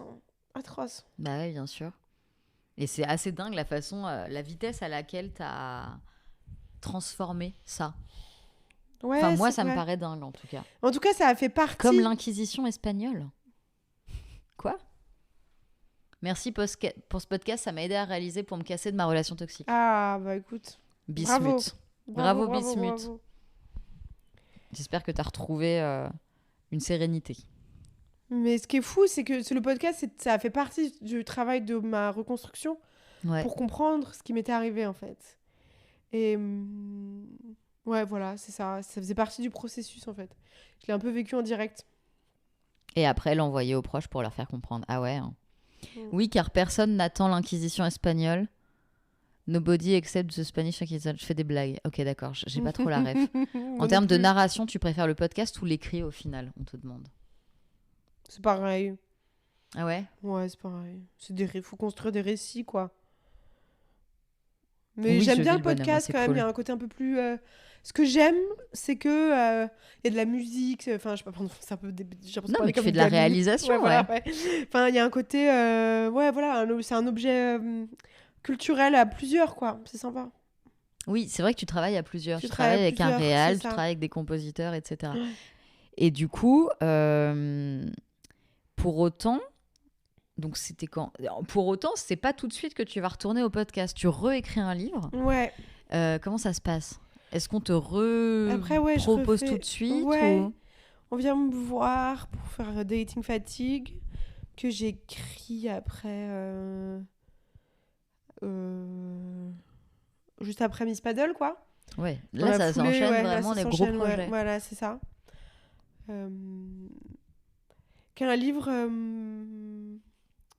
plus intime, qu'une espèce de quête sociétale dans l'errance des... C'est un peu le post-Miss Paddle, quoi, où je me dis, putain, maintenant, il faut que j'y retourne dans le marché de la séduction. Et comment je peux faire pour re-avoir confiance et rechercher. Ouais. Et je me prends que des claques. Et il y a une espèce de... à cette époque-là, un grand moment, un peu de désespoir amoureux, sincèrement. Où j'ai un peu perdu confiance dans le masculin. Et j'essaye de me relancer. Et ça passe pas, quoi. En plus, après, le féminisme est passé par là, etc. Donc, j'arrive plus du tout à me forcer, Dieu merci. Mais, oui, c'est très bien, ça, c'est la bonne partie. Mais du coup, il y a un truc de sentiment de heurter contre un mur et de pas trouver les solutions, quoi. En me disant, j'ai quand même envie de connexion, j'ai quand même envie de je sais pas, de pécho, quoi. mais pas comme ça, quoi. Ouais. Et c'est pas un livre magique avec des solutions. À l'époque, je les avais pas trouvées. Après, j'ai compris comment faire. Enfin, après, j'ai un peu plus compris comment construire ma vie. Mais à ce moment-là, j'espère encore revenir dans le couple ou la normalité. Donc, c'est un peu ce moment de ma vie où je suis dans ce paradoxe. Où je patauge dans ce paradoxe, quoi. Et du coup, pareil, on te propose d'écrire un livre et tu trouves tout de suite ce sujet. Enfin, spontanément, tu te dis, il faut que je fasse la suite, en fait. Ouais, un peu, ouais. Mais en fait, je raconte ma life, moi, dans mes trucs. Hein, c'est pas compliqué. Hein. C'est pas compliqué. Chronologiquement, c'est ça, ouais. Ah bah, Dream is Scrappy, bonsoir. J'ai découvert le travail hyper éclairant de Judith il y a peu. Bravo pour ce merveilleux travail. Merci. Banana, puis l'intonation de la voix, ça joue beaucoup aussi dans le récit podcast. Je pense à certains moments dans Les Ex de François, avec la musique, il y a certains élans qui portent tellement ses miams. Ouais, il est trop bien réalisé, Les Ex de François aussi. Je trouve que... on va y venir, parce qu'effectivement, maintenant, t'es quasiment que... Enfin, donc du coup, deuxième livre. Ouais. Pendant que t'écris ces livres, pendant que t'es à ce moment-là, tu te dis quoi ? Tu te dis, ok, maintenant, je vais faire que des gros projets qui me portent comme ça ? Ou est-ce que tu te dis... Ou tu continues à piger quand même ? Enfin, est-ce que tu refais des... Ouais, non, t'arrêtes à ce moment-là ? Je fais quelques piges quand j'ai des grosses infos. Par exemple, je sais pas, j'avais fait un truc sur Mediapart, machin. Mais non, j'ai de la pige. Je préfère faire des gros projets plus à moyen à long terme, soit du podcast, soit des bouquins, soit des gros trucs, quoi. Et donc, du coup, Dating Fatigue. Ouais. Et après, si je me trompe pas, très vite, c'est Binge. Ouais, et après, très vite, c'est Binge. Et donc, Binge, là, tu vas passer d'abord à On peut plus rien dire. C'est ça. Et là, en fait, comment t'arrives ? Alors, d'une part, t'es passé de l'écrit au podcast. Et là aussi, tu passes du... Enfin, c'est un gros projet, mais c'est surtout du flux, quoi. Ouais, là, c'est complètement autre chose. Je réapprends un peu à faire un autre taf. Mais et comment tu... Alors déjà, est-ce que c'est toi qui vas leur pitcher ? Est-ce que t'as tout de suite envie de faire du flux ? Non, Binge, je leur avais envoyé des milliards de pitchs depuis des années. Ah ouais, d'accord, puis ils m'avaient toujours dit, ah oui, c'est super, un jour on travaillera ensemble, puis il se passait rien. Et là, c'est eux qui ont pensé à moi pour On peut plus rien dire. Parce qu'ils voulaient quelqu'un qui soit entre le journaliste et quand même avec une patte un peu d'autrice ou de, je sais pas, une originalité, quoi. Ouais. Et donc, on fait un pilote. Ah oui, donc c'était leur pitch à eux, On peut plus rien dire à la base. C'était un peu une commande. Ok. Donc, on fait un pilote et ça s'est bien passé. C'était pas... est-ce que vous êtes les ex toxiques de quelqu'un ou je sais pas quoi ? Non, ça c'était Self-Care ta mère. Ah oui, c'est Self-Care ta mère, pardon. Ouais. C'était... Bon, le pilote, il a pas été diffusé. Ok, non, d'accord. Le pilote, il a pas été diffusé. Enfin, je crois pas. Et puis après, voilà. Puis après, ça part, quoi. On a fait une émission par semaine pendant une saison. Ça, c'est énorme. Ah ouais, j'ai trimé sa race. Bah ouais. Avec une émission par semaine, sachant que c'est un long format avec un format interview où vraiment pendant une heure, creuse un sujet, quoi. Moi, je veux toujours lire les livres des gens que j'interviewe, donc parfois j'en avais 3 par semaine à me coltiner. Mais c'était bien, j'ai bien aimé aussi la première saison, il y avait un côté... Mais du coup, là, c'est un temps plein. Bah, en vrai, c'était un mi-temps, mais c'était rémunéré un mi-temps, mais c'était un temps plein, ouais. Bah oui. Il y avait un côté... je sais pas... intense, quoi. C'était vraiment très intense. Mais intense, bah ouais. Mais j'ai appris plein de choses. J'ai progressé en interview de ouf. Puis après, pour la saison 2, on a décidé de passer en bimensuel, enfin 2 fois par mois, pour que ce soit plus tenable, quoi. Et puis qu'on ait plus le temps de taffer nos sujets et tout. Mais du coup, comment tu te dis ok, je me lance dans du flux, ça va me prendre énormément de temps. Donc tu renonces, mais tu renonces au moins temporairement au côté gros projet. Et du coup, tu te dis que tu vas faire du flux. Ouais. C'est quelque chose qui t'attire à ce moment-là. Tu te dis, ok, ouais, j'étais contente d'aller vers un truc, de retrouver un peu l'ambiance de rédac, ouais. d'avoir un peu l'adrénaline de l'actu. Non, j'étais plutôt contente. Et pareil, le podcast, ça t'attirait? Ouais, Oui, grave. c'est vrai que c'est souvent très ancré dans l'actualité. Ouais, non, franchement, j'étais contente. J'avais déjà écrit 2 bouquins, j'avais passé beaucoup de temps chez moi à bosser toute seule. Je me disais, ça va me faire du bien voilà, de changer d'air, quoi. Et alors, quand même, malgré tout, t'as ce que dit Banana, etc. T'as quand même ce truc, t'as encore des concepts à vendre, quoi. Et tu fais et les ex de François et Self-Care ta mère à peu près de manière Ouais, les ex de simultanée. François, ouais, c'est ça. Les ex de François, je les... Alors, est-ce que tu peux pitcher les ex de François? Donc, je Oui. vous ai dit, on n'a pas eu le temps de tout écouter, tout voir. Les ex de François, je suis allée voir toutes les ex d'un pote. Bah, d'ailleurs, tu le connais, toi, Ouais, François. bien sûr. Bah, voilà. Toutes les ex d'un pote pour... l'idée de départ, c'était de construire le portrait d'un homme à travers les femmes qu'il avait aimées sans que lui, il parle. Et derrière, c'était aussi une réflexion sur le célibat. Qu'est-ce que c'est une vie amoureuse réussie? Qu'est-ce qu'un ex aussi? Qu'est-ce qu'un ex? Qu'est-ce que c'est Parce que François et moi, on avait en commun d'être complexés, parce qu'on n'avait pas eu beaucoup d'histoires très longues, très sérieuses, au sens valorisé par la société. Donc je me reconnaissais pas mal dans son... Enfin, je me reconnaissais dans son histoire, quoi. Et voilà, je voulais aussi redonner de la dignité à toutes les histoires d'amour, en fait. Pas que celles... Ouais. Pas que les longues histoires sérieuses monogames où on a habité ensemble et où on a eu un chat. Enfin, même si... Pardon, les chats. Ah non, mais aucun problème. Mais je trouvais que, voilà, je voulais un peu... Enfin, c'est ça. Parler de tous les amours. De tous nos amours. Et qu'il n'y ait pas de hiérarchie entre eux. Mais c'est marrant parce qu'à chaque fois que tu as une idée comme ça, tu trouves un concept. Est-ce que le concept vient avant ou l'idée vient avant? Quand c'est bien, ça vient ensemble. Ouais. Quand je dois chercher, souvent, c'est que c'est pas encore bien précis. Enfin, bien Parce pensé. que là, c'est à la fois en côtoyant François où tu racontes dans le podcast que je rencontre ses ex. En fait, il a l'air d'être pote avec tous ses ex. Et du coup, t'as cette idée. Et en fait, ça vient ensemble, quoi. La réflexion ça vient vient en ensemble. même temps que tu vis ce c'est truc-là. Ça. Parce que je me dis, mais pourquoi tu vas voir toutes ces ex? Enfin, je pouvais pas faire que juste... Enfin, fallait aller chercher le pourquoi, quoi. C'est ça. Et Self-Care ta mère. Ouais, qui a un autre podcast de talk sur la santé mentale, axé un peu anti-développement personnel, parce que moi, je suis très fatiguée qu'on nous serve du self-care à toutes les sauces dans la société. Je pense, bien sûr, que c'est important de prendre soin de soi. Enfin, il faut non, mais c'est bien sûr très important de se laver, de se vêtir, de vivre dans un environnement, manger correctement. Et c'est vrai qu'un des symptômes de la dépression, par exemple, c'est de ne plus être capable de faire tout ça. Mais je trouve qu'aujourd'hui, dans notre monde, dès qu'on va pas bien ou on traverse une difficulté, la réponse c'est prends bien soin de toi, chouchoute-toi, fais un massage. Et alors que moi, dans ma vie, vraiment, ce qui m'a manqué, ce qui m'a parfois rendu si triste, c'est de manquer de collectif, de commun, de communauté, d'amour. Et je trouve que c'est vraiment pas la même chose de dire, par exemple, à un ami qui va mal, va te faire masser, que viens manger ce soir à la maison, je te fais qu'est-ce que tu veux, tu vois. Ouais. Et je trouve qu'on a besoin beaucoup plus de care que de self-care. Ouais. Beaucoup plus. Ah, c'est marrant. Moi, c'est cool de dire ça comme ça. Et mais il y a aussi ce côté, moi j'ai l'impression qu'on dépolitise plein de choses. Ah, bien sûr. Ouais. En disant, typiquement, la souffrance au travail, on va y apporter des cours de yoga. Bien sûr. Ah bah, alors qu'on est juste en train de parler d'un truc politique et que peut-être il va falloir réangler la question. Tout à fait, bien sûr. sur cette souffrance-là. Plutôt que de nous dire de prendre soin de nous. Bien sûr, mais je pense que mais c'est aussi politique dans le sens où du coup, on nous met... enfin, c'est vraiment l'individualisme exacerbé. Et ça veut dire que même entre nos amis, de ton bien-être. De tout. Et ça veut dire que même entre amis, entre proches, il n'y a plus de société, quoi. Ouais. Les entreprises anxiogènes qui font des PowerPoint sur comment respirer pour déstresser au lieu de rendre leur environnement. Non, mais c'est ça. Oui, c'est ça, exactement. C'est exactement ça.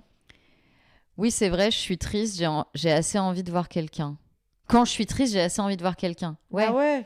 T'as pas envie de prendre un bain moussant, enfin, c'est bon, quoi. Oui, et puis il y a ce truc aussi, enfin, j'ai l'impression qu'il est presque devenu une performance a posteriori due à comment dire, l'absurdité de la performance dans l'absurdité, de ce truc de comme il faut me sentir bien, il faut que je fasse du sport, du yoga, de la méditation et que je mange bien, je vais me lever à 5h du mat et de faire tout ça avant d'aller au boulot pour me sentir bien. Et il y a ce truc un peu contre-intuitif mais tu te rajoutes juste bien sûr, une charge mentale, une et puis, responsabilité. Il y a un truc aussi qui est quand même un peu, enfin je sais pas, quand tu vois l'état du monde aujourd'hui, évidemment qu'on va mal. Enfin, c'est juste que, enfin, il y a sur Insta parfois on dit, je sais pas si t'es pas en colère, c'est que t'es pas attentif, je crois, enfin, ou je sais pas. Oui. Et je trouve ça assez juste. Et du coup, c'est pas à nous de faire du yoga pour nous sentir mieux, c'est à nous d'agir pour que les choses changent. Et puis cette injonction à aller bien, on ne peut pas aller bien tout le temps, c'est normal. Bah Oui, non, aussi. bien sûr, exactement. Ouais. On vit toutes les émotions, quoi. Et donc, du coup, pareil, comment tu trouves les sujets de Self-Care ta mère? Bah, je lis pas mal de trucs, je me renseigne, je vois ce qui sort comme livre. Parce que c'est toujours anglais de manière assez fun aussi, quoi. Ouais, Tu vois, êtes-vous j'essaye. l'ex toxique de quelqu'un? Ouais. Moi, ce truc-là m'avait fait marrer. Ouais, il y avait êtes-vous l'ex toxique de tous vos ex et l'enfer, te rendre compte que tous tes ex disent que c'est toi leur ex toxique. Il y avait, oui, je sais plus, il y a eu avez-vous déçu votre mère? Ouais, on essaye de rigoler un peu, ouais. Il y avait un truc sur mélanger alcool et antidépresseurs. Oui! Putain, c'était trop bien cet Ouais. épisode! Ouais. De dédramatiser un peu tout ça, Ouais. quoi. De se repier, de dire, en fait, on galère tous un peu avec notre santé mentale, c'est dur. Il y a plus ou moins tous un moment où on va prendre des médocs. Enfin, il y a un côté aussi, rions ensemble, quoi. Un côté un peu, je sais pas. Ouais, dédramatisons. Et alors, du coup, ta menée de front, c'est 3 podcasts. Ouais. Enfin, alors, Les Ex de François, c'est plus... comment C'est une série courte, ouais. Oui, voilà, c'est plus un unitaire en série. Enfin, c'est vraiment le contraire, unitaire et série.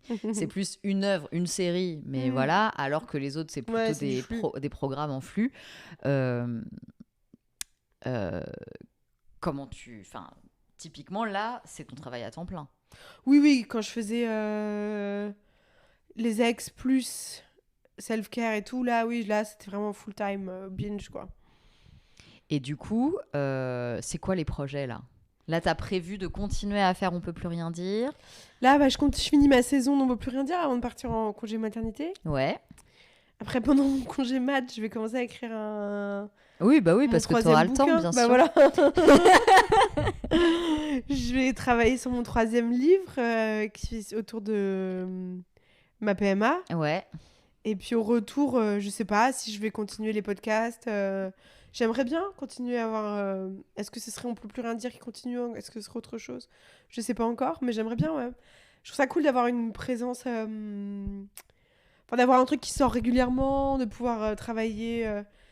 C'est frustrant parfois de bosser 6 mois sur un truc, ça sort, tu repars dans ta grotte pendant 6 mois. Je trouve ça pas évident. Ah oui. Le podcast, c'est un format qui te plaît? Ouais, j'aime beaucoup. Je trouve que le podcast, c'est un des endroits aujourd'hui où on est libre. Ouais. Ouais, c'est ça en fait moi qui me séduit le plus. On est libre de dire ce qu'on veut, on est libre de parler ce qu'on veut. Je t'écoute en même temps. Non, pardon, ouais. T'as dit, il y a le bail d'éliminer toute trace de négativité visible que je trouve angoissant, gommer la colère, la tristesse. C'est un vrai. film que j'aime bien en parle, L'art de la pensée négative. Je connais pas. Je connais pas non plus, ça donne envie. Oui. Marie Coq en parle dans Vieille fille. Elle Ah, préfère j'adore ce entendre livre. oui, cette perte va changer ta vie à jamais plutôt qu'on se réjouisse de l'apparence résilience de la personne, du fait qu'elle ait rebondi, etc. Ah ouais. Ouais, c'est très très beau ce passage où elle dit ouais, c'est vrai, j'aimerais qu'on te dise cette perte va te changer à jamais. C'est vrai. C'est quoi? C'est un livre? Ouais, c'est un livre. Tu Ouais. l'as pas lu, Vieille Non. fille? Ah, il est ouf. C'est Bah, un des je livres note. qui m'a le plus marqué, moi, de ces derniers mois. On a fait un super épisode d'ailleurs avec elle dans On peut plus rien dire. Qui est incroyable. Et ouais, elle préfère qu'on te dise. C'est ça. Enfin, elle trouve. Et c'est vrai. Moi, j'aurais bien. Par exemple, quand j'ai perdu mon père, il y a quelque chose de beaucoup plus décent de dire. Bien sûr que cette expérience va changer qui tu es à jamais. Plutôt que de dire tu vas en sortir une meilleure personne. C'est pas. Enfin, peut-être. Certes. Mais en plus, ça n'a aucun sens. Ça n'a aucun sens. Puis t'es pas censé être une meilleure personne, on s'en fout. Non, voilà, on s'en fout. Enfin, ouais, voilà. Et il y a un truc. Ouais, de respecter la gravité des choses parfois. C'est marrant parce que, enfin marrant c'est pas le mot, mais ça me fait penser à la manière dont on parle aux enfants. On nous apprend beaucoup quand on éduque les enfants, enfin on nous apprend beaucoup. Un truc qui est de plus en plus dit sur le truc d'éduquer les enfants, c'est au lieu de leur dire allez ça va aller, machin, quand il a mal ou quand il a une émotion ou peu importe, c'est de de lui reconnaître, dire de valider c'est leur vrai, émotion. ouais. C'est vrai que ça fait mal. C'est vrai que je comprends. Ouais. Et en fait, les graves fois où j'ai essayé avec ma nièce ou mon neveu, ça les a calmés d'office. Bien sûr. C'est incroyable. Ça fait tellement de bien quand on valide ton émotion. De juste lui dire ah ça t'a saoulé, je comprends. Je comprends. C'est vrai que c'est dur.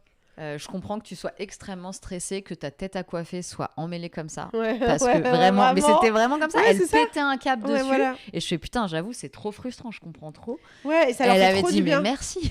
Ouais, bien sûr, c'est incroyable. C'est vrai Ouais. que l'effet sur les enfants, c'est incroyable. Mais du coup, c'est logique que. Oui, Coucou, mon toi. cœur. Donc les chats, vous savez, pendant les grossesses, ça, c'est pas forcément. Donc j'imagine que tu n'as pas la toxoplasmose. Non, c'est bon, ouais, voilà. Mais je suis Et- pas très je suis pas immunisée, ouais. Mais c'est surtout la litière des chats, je crois que c'est pas. Oui, bah c'est pour ça. Ouais. Judith, elle est arrivée dans la cage d'escalier, j'étais là, attends, je descends la litière. Oui, mais t'aimes bien faire ton intéressante comme ça, quand même. Ben oui. Bah oui, hein. Elle est belle, hein. Ah bah écoute, je te remercie. Ouais, c'est vrai, franchement. Ah là là, ma fille, allez. Ah, mais l'autre, elle est là aussi. Ah ouais, l'autre, elle s'est installée dans son arbre à chat, discrètement. Ouais, c'est ça. Faites comme si j'étais pas là. Mm. Alors du coup, il y a autre chose qui m'interpellait vachement. On a lu donc des posts sur Insta. Ouais. Toi, t'as complètement, comment dire, tu t'es complètement approprié d'une manière un peu nouvelle Instagram, quoi. T'y as pensé, tu l'as intellectualisé. T'écris des longs posts en fait sur ta PMA, mais même avant. Ouais, Instagram, c'est un peu un. Je teste des trucs, des formats, des idées, et je vois un peu comment ça répond. Mais depuis toujours. Enfin, Non, c'est venu petit à petit. Pendant un déconfinement, je m'étais mis un défi, je sais pas, de poster tous les jours pendant 2 mois, un truc comme ça. Ah ouais. Ouais, pour essayer d'avoir un peu une audience et puis faire connaître mon travail et tout ça. Ça marchait. Ouais, franchement, bah ouais, y a pas de secret. Hein, faut... Poster en story ou poster en post. En post. Oh la Il faut vache. être. Ok. Les algos d'Insta, ils sont bêtes et méchants. Hein, si tu postes tous les jours, ouais, enfin, voilà, ça marche, quoi. Bon, je note. Et du coup, non, j'aime bien Instagram. C'est un peu, enfin, pas un cahier de brouillon, mais c'est un truc où, ouais, je fais des tests, quoi. Donc tu t'étais dit, je veux une audience et je vais faire des tests parce qu'en fait tu l'utilises. Au début, je m'étais dit, je veux que ça monte. Je veux plus de followers, je veux que mon travail soit plus connu. Ok. Donc, je m'étais dit, pendant le confinement, je vais bombarder. Ok. C'était clair et net dans mon esprit. Je veux bombarder. Donc, en fait, t'as une capacité, j'ai l'impression, à te mettre un objectif, à te dire c'est ça qu'il faut faire, je le fais, let's go, et à le faire, quoi. ouais, je crois que je suis assez déterminée. Mais oui. Enfin, quand j'ai un truc en tête, tac. Voilà. Ok. Ça a l'air si simple. Non mais, tu vois, non, mais c'est ça qui m'impressionne chez ce genre de personnalité, vraiment le truc. Bah, voilà, j'ai dit qu'il fallait que je bombarde pour gagner des followers, j'ai bombardé, point. Ouais, voilà. Bon, bah d'accord. Très bien. Et du coup, de temps en temps, je le refais un peu, quoi. Puis là, j'étais fière d'annoncer ma grossesse, j'étais heureuse. Ouais. Puis de partager un peu le cheminement que j'avais traversé. Puis j'avais quand même en tête, pardon. Et arrête d'interrompre les gens. Ah oui. Ouais. Attendez, excusez-moi. Vas-y, hein. Parle, j'envoie ce truc-là. Ah oui, bah oui, attends, t'as quand même pas envoyé son fil. T'as raison de te faire engueuler. En fait, Judith, faut qu'elle fasse un livre de self-help. Ouais. Le truc qui m'énerve, c'est quand les gens font mets un pull, genre ils décident pour toi si tu as froid ou pas. J'ai une intolérance. Ah, ok. Je comprends, je suis d'accord. Mais mon amour, tu l'as pas ramené assez près. Tu l'as un peu ramené, mais à mi-chemin. Et mon chien aussi, il fait ça, c'est trop chiant. Je suis là, non, tu rapportes là. Voilà. Tu me rapportes à moi. Ouais, tu ouais. rapportes pas genre un peu. Ouais, c'est Tu ça. vois, c'est nul. Elle a voulu des followers, elle leur a couru après et est rentrée dans leur voiture. Un par un. Maintenant, tu me suis, ok. Je me suis installée dans la rue Voilà. pendant tout le confinement. Dès qu'il y avait une personne qui passait, hop. Hop, tu me suis. Mais non, mais c'est marrant comme analogie en vrai. Ouais, c'est T'as vrai. vraiment ce côté, bah j'ai voulu, j'ai eu, tu vois. J'ai juste fait ce qu'il a fallu. Moi, mais tu l'as mis loin. Laisse-moi tranquille. Oui, j'ai l'impression que tu te dis, je vais établir une stratégie. Pendant un temps plus ou moins long, je m'y consacre. Tu t'y consacres. Et Bah, j'aime bien, c'est un état que j'aime bien. Quand je me sens très focus sur une tâche avec un objectif Arrête. et que je fais tout pour l'atteindre. C'est un état qui me rassure un peu, je sais pas comment dire. Ça me rappelle les révisions du bac un peu. Enfin, Oh bah putain, ouais. je sais pas. Un moment très très peu... Moi j'aimais bien le côté... tu bosses et tu sens que tu deviens de plus en plus Ouais, oui. intelligent, que ça va de plus en plus vite dans ta tête. J'aime bien. En fait, j'aime bien quand j'ai une tâche et que je m'y consacre. Ce qui me rend très malheureuse, Et du c'est coup, la tu te dispersion. vois te perfectionner. Ouais. Ah ouais. Et on est très dispersés, je trouve, aujourd'hui dans nos tafs. Mais et de ça, ouf. et ça, c'est un truc qui me stresse beaucoup, qui me rend malheureuse. Alors que quand j'ai un horizon, en fait, du coup, je me pose plus de questions. Je dis, ah bah, voilà, je vais faire ça, c'est tout, bam. Ouais, du coup, ça calme vachement mon anxiété, par exemple. Et mais c'est hyper intéressant parce qu'en plus, bah, ton parcours a tendance à prouver que ça fonctionne bien comme façon Bah de oui, faire. ouais, ça marche, ouais, de focus sur un truc quand tu mets toutes tes forces dans une bataille. Mais ça peut Souvent, être ça assez paye. contre-intuitif. À une époque où on se dit, il faut avoir à la fois un podcast, à la fois t'écris ton livre, à la fois t'es sur les réseaux, à la fois machin. Toi, t'as choisi de peut-être faire les choses de manière moins... justement, être moins dispersé ou le faire par période. C'est ça. Mais du coup, ça fonctionne pas mal, quoi. Bah pour moi, en tout cas, ça fonctionne bien. Et alors, donc, Instagram, tu t'es dit... Parce que t'as dit, oui, là, j'étais contente d'annoncer ma grossesse et tout, mais il y a aussi un moment où, un peu out of nowhere, tu t'es mis à poster des espèces de petits chapitres fictionnels. Les chroniques de Berlin. Ouais, les chroniques de parce Berlin. que j'aimerais bien faire un podcast aussi, mais c'est plus dur à vendre, ça. Un Ouais. podcast ou un livre, mais j'aimerais bien un podcast, que j'aimerais bien qu'il y ait de la musique électro avec, de la techno et tout. Je trouve que là, pour le coup, ça serait Ça vraiment justifie, chouette, ouais. ça justifie. Et ça, c'est plus dur à vendre qu'un truc sur la PMA, parce que la PMA, c'est vraiment un sujet plus politique à la mode, etc. Donc, ouais, les chroniques de Berlin, c'était aussi un entraînement pour ça. Parce que les chroniques de Berlin, c'est complètement réel ou c'est fictionné ? C'est inspiré de faits réels, mais comme je veux parler de drogue et tout, je dis c'est de la fiction, parce que sinon ma famille elle va péter un câble. Et mes enfants non plus, j'ai pas envie qu'ils sachent que j'ai pris des extas au Berghain. Je pense que... C'est de la fiction, les enfants, voilà. À un moment donné, à 20 ans, tes enfants, ils te regarderont, ils feront oui, maman, ouais, d'accord. T'es allée vivre à Berlin, ouais, bien sûr. Mais non, puis même légalement et tout, il y a un truc où la fiction, ça permet... Parce que malgré tout, là, le fait de parler en mon nom, en vérité, il y a quand même pas mal de trucs que je dis pas. Et la fiction, ça permettrait quand même de faire sauter ces barrières, quoi. des verrous. Donc ça, j'ai pas réussi à le vendre encore, mais j'ai encore bon espoir. Mais ça prend du temps. D'ailleurs, il y avait une personne... Attends, parce que j'ai oublié de noter la question. Dans 15 ans, oui, maman, de la fiction, oui. Ouais. On te croit, bien sûr.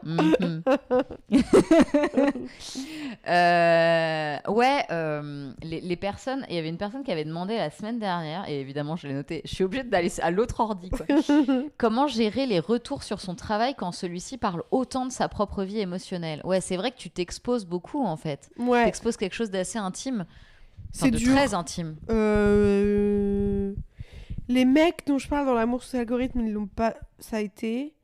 Il y a Mirage... Comment je Oui, alors là, tu parles Mirage. carrément de... Ouais, il y a Yuski, Mirage. Yuski, Mirage, ouais. Donc c'est, j'imagine, des pseudos. Ouais. Yuski, c'est parce qu'il y avait des beaux yeux bleus. Et Mirage, c'est parce que dès que j'arrivais trop proche, il disparaissait.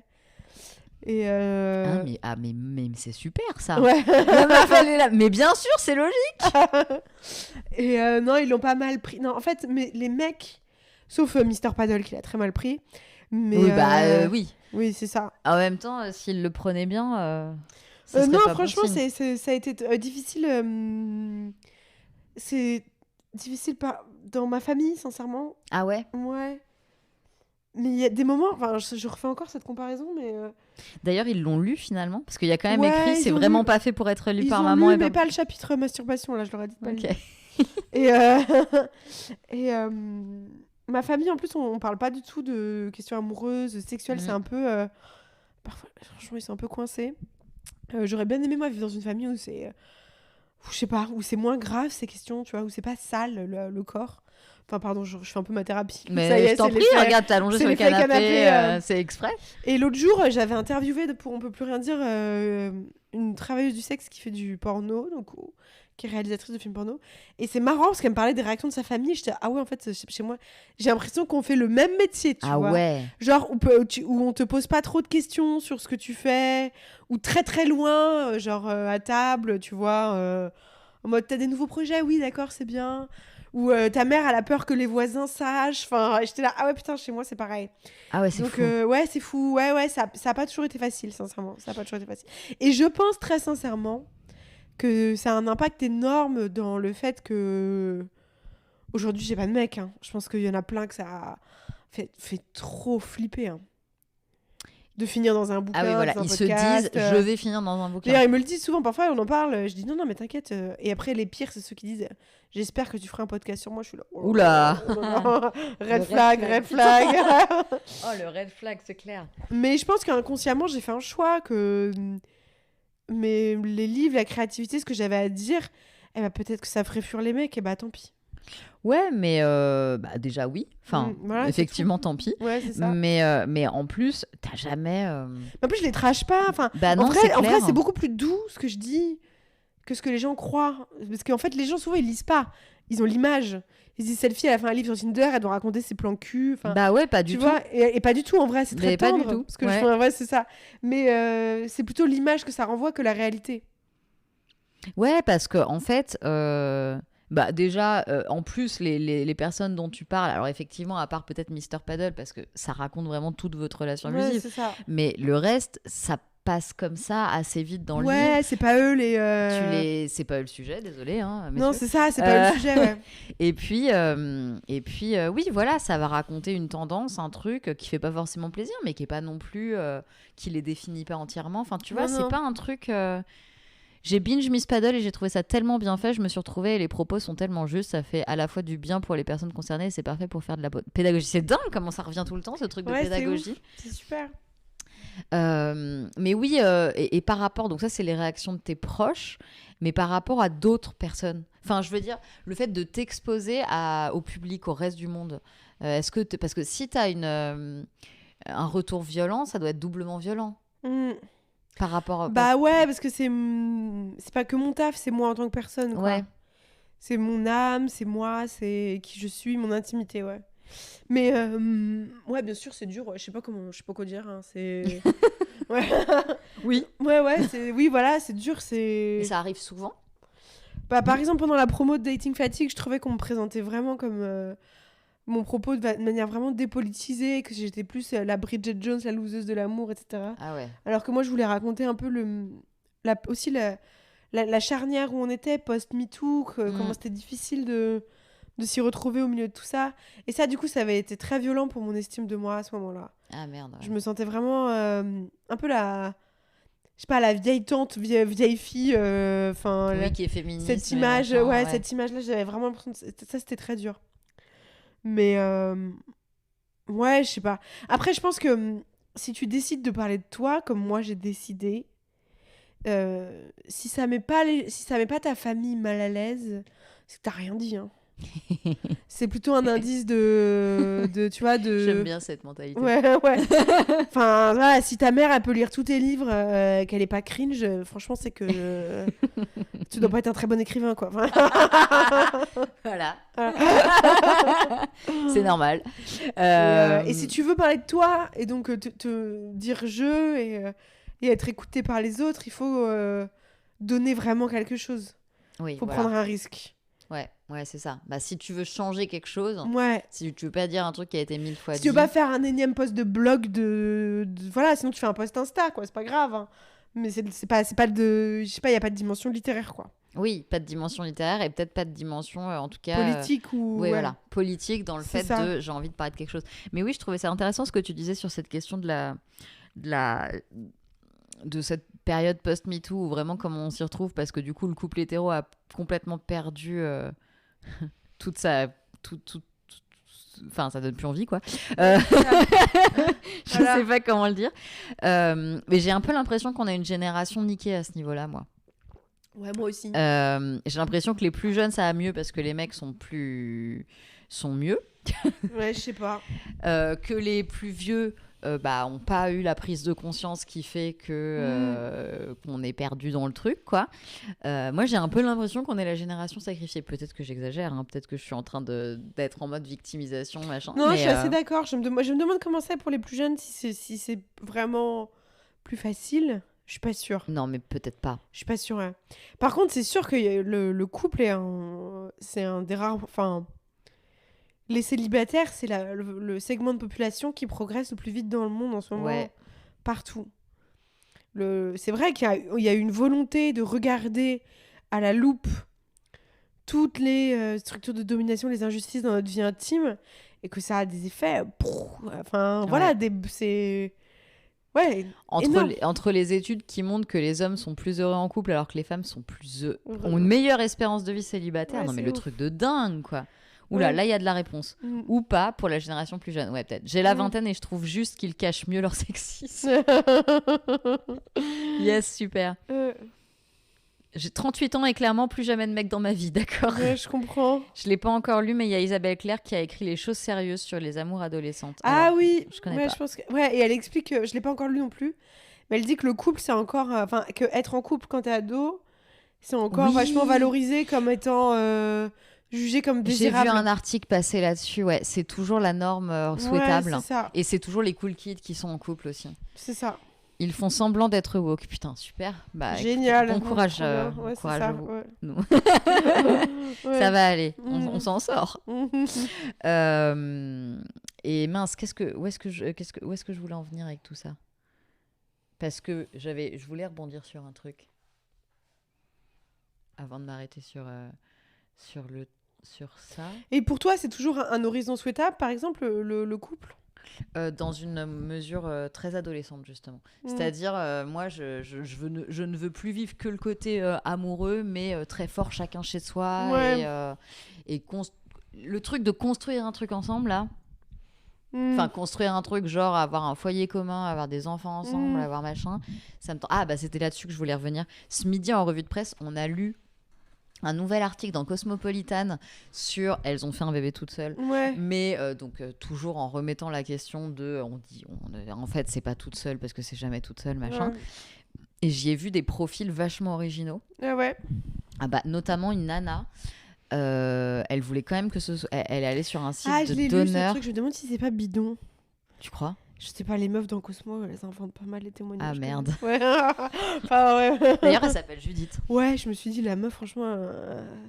Enfin bref. Mais surtout le mec. Ouais. En gros, la meuf, donc elle aurait va sur eu un une site. histoire avec son donneur.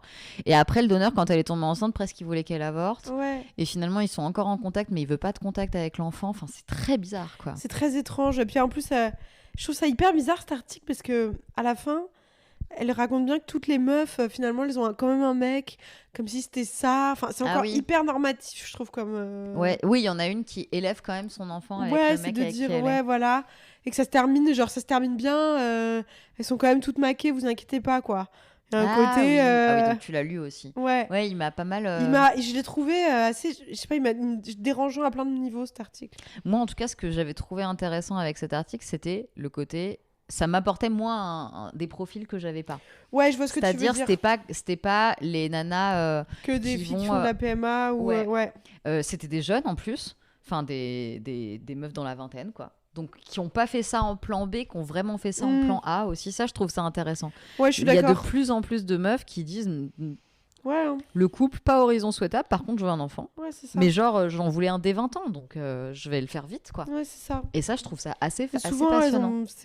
souvent d'ailleurs dans les centres de PMA, on les saoule, on leur dit d'attendre et tout. Ah ouais? Ouais, parce qu'on veut. Enfin, ouais. On veut les foutre en couple, quoi. Ouais, c'est ça, on se dit, ah, ouais, elles vont trouver quelqu'un. Enfin, ouais, c'est ça. En fait, sur le terrain, dans les centres de PMA, etc., il y a quand même tous les préjugés, toutes les idéologies des gens qui te donnent accès, quoi, au process, quoi. Et qui peuvent user de leur pouvoir de nuisance à tous les étages, quoi. Putain. Donc c'est assez fou. T'as eu l'impression d'en faire les frais? Bah moi je suis pas vraiment passée par le circuit Oui. classique, quoi, mais en fait moi ça me paraissait insupportable que mon cas soit étudié par une commission pour qu'on décide si oui ou non je pouvais du coup faire le parcours PMA, tu vois. Ah mais attends, c'est le cas quand tu fais le aujourd'hui, parcours quand tu fais le légal? parcours légal, ton dossier est étudié par une commission pour estimer si oui ou non t'as suffisamment de chance pour qu'on le fasse, quoi. Ah oui, donc de chance entre guillemets médicale. Médical, mais tu vois t'as quand même 2 entretiens psy pour voir si t'es capable d'élever un enfant. Ah putain, ça m'énerve. Ouais, tu vois. Alors après, franchement, moi, si ça tenait qu'à moi, tout le monde aurait 2 entretiens psy pour voir s'ils sont capables d'élever un enfant. Oui, mais pas que Mais ceux pas qui- que les Voilà. meufs toutes seules. Mais genre, parce que je pense que ça ferait du bien à tout le monde de voir ces entretiens Non mais psy. tu vois ce que je veux dire, c'est encore bah une fois évidemment. l'inégalité du Bah, truc, bien quoi. sûr. C'est-à-dire ah oui, donc Pourquoi eux- toi, tu dois aller prouver que Bah, t'es voilà. pas une folle dingue Enfin, bah ouais, t'es évalué par ta psy. Enfin, ils te disent que c'est pas une évaluation, mais bon, Bah, c'est une évaluation puisqu'à la fin tu as le truc ou Bien t'as sûr, pas le truc. bien sûr. Et donc tout ça, ça me révoltait, moi. Ah oui, je comprends. Et puis comme j'avais pas des très bons résultats de taux hormonal, j'avais peur de me faire têche et que ça me foute un coup au moral Ah oui, horrible. t'as envisagé le parcours classique. T'as J'ai commencé. envisagé le parcours légal. Ouais. Ah ouais, t'as commencé le J'ai parcours commencé légal. et en fait je me suis dit non, laisse tomber, je vais faire les choses autrement, quoi. Oui, donc le parcours un permis enfant, quoi. Bah, ça fait ça, hein. Ouais, un peu, hein. Il y a plein de conversations qui ont lieu ici ou en stream ou en tant que lesbienne, ça me parle tellement. Et il y a un côté captivant de « Ah oui, c'est ça l'hétérosexualité ». Elle est au zoo, tu sais, elle fait « Ah c'est ouais, clair. Ah ouais, oh putain. ça a l'air horrible ». Bonjour, pourquoi voulez-vous un enfant ? J'en veux pas, mais comme c'est hyper dur d'avoir un rendez-vous psy dans la région, alors j'ai commencé une PMA pour avoir un rendez-vous. Voilà, est-ce qu'on peut parler de ma mère, s'il vous plaît ? Oui, j'ai une amie qui vit en campagne, donc une seule gynéco qui fait de la PMA, donc pas le choix. Elle lui a refusé la PMA pendant des mois tant qu'elle avait pas perdu 5 kilos. Ah, quelle horreur. 5 Oh. Ah, quelle horreur. Mais ouais, c'est hyper grossophobe en plus. Ouais. Oh, quelle horreur. Horrible, putain. horrible. Putain. Ah, mais ça me réénerve. On était Ouais. hyper énervés ce midi parce que on parlait des limites d'âge qui mettent dans un sens, dans l'autre sens. À la fois, t'as pas le droit de congeler tes ovocytes après tel âge, t'as pas le droit à la PMA après tel âge, mais t'as pas le droit de donner ton utérus avant tel âge, t'as pas Ouais, le droit de bien machin, sûr, et en c'est même un temps, si truc tu de prends la ouf. pilule le lendemain trop tard, on t'engueule. Enfin, il y a rien qui va, c'est quoi. dingue, ouais. C'est dingue, ouais.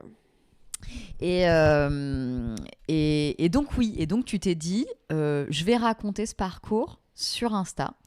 Au début, ouais, je vais commencer sur Insta. Pour. Il y a aussi un aspect un peu business, hein, où je me dis ça va attirer des éditeurs, des machins. Enfin, tu vois, tu montres un peu ce que tu veux raconter, et puis après, voilà quoi. Mais puis j'avais aussi un aspect militant où je voulais partager mon histoire, quoi, vraiment. Enfin, c'est aussi simple que ça. Mon histoire, le cheminement que j'avais traversé pour y arriver. Et voilà, peut-être donner un peu. Défricher le terrain peut-être pour d'autres, quoi. Ouais, parce que tu fais partie des premières personnes qui médiatisent vraiment leur aventure. Je pensais à Aline, qu'on connaît toutes les deux. Ouais, grave. Moi, je sais que ça compte tellement d'avoir des modèles de femmes qui l'ont fait. Aline notamment, je pense à... Enfin, je sais pas, il y a plein de nanas, quoi. Et du coup, c'est hyper important qu'on construise nos autres récits, qu'on porte nos vies, qu'on soit fiers, qu'on ait la tête haute. Et voilà, qu'on n'ait pas à rougir, quoi. Et puis qu'on soit ensemble. Enfin, c'est tellement essentiel. Là, tu vas faire aussi, ou tu l'as peut-être déjà fait, j'ai pas suivi, sur Faire famille autrement. Ouais, je l'ai pas encore fait. Tu vas le faire, mais c'est une rencontre. Ouais, c'est ça, je vais interviewer Gabrielle Richard. Exactement. Le 20 avril, je crois, d'ailleurs, si vous voulez venir. C'est où ? Chez Mona, c'est dans un café dans le 6e. El Famoso chez Mona. C'est dans une ancienne école. Finalement, ma pote a insisté si fort que la gynéco a laissé tomber.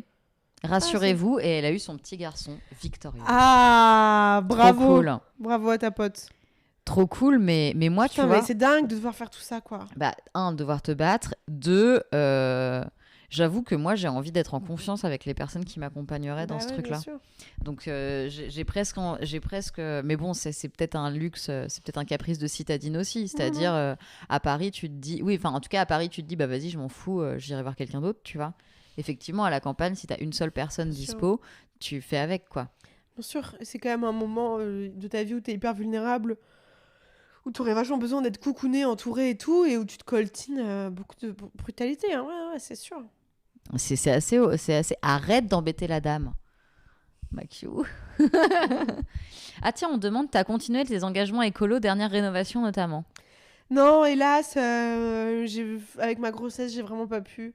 C'est con parce que je venais de me lancer dans l'écologie, enfin d'être activiste un peu dans l'écologie, et je trouvais ça trop cool.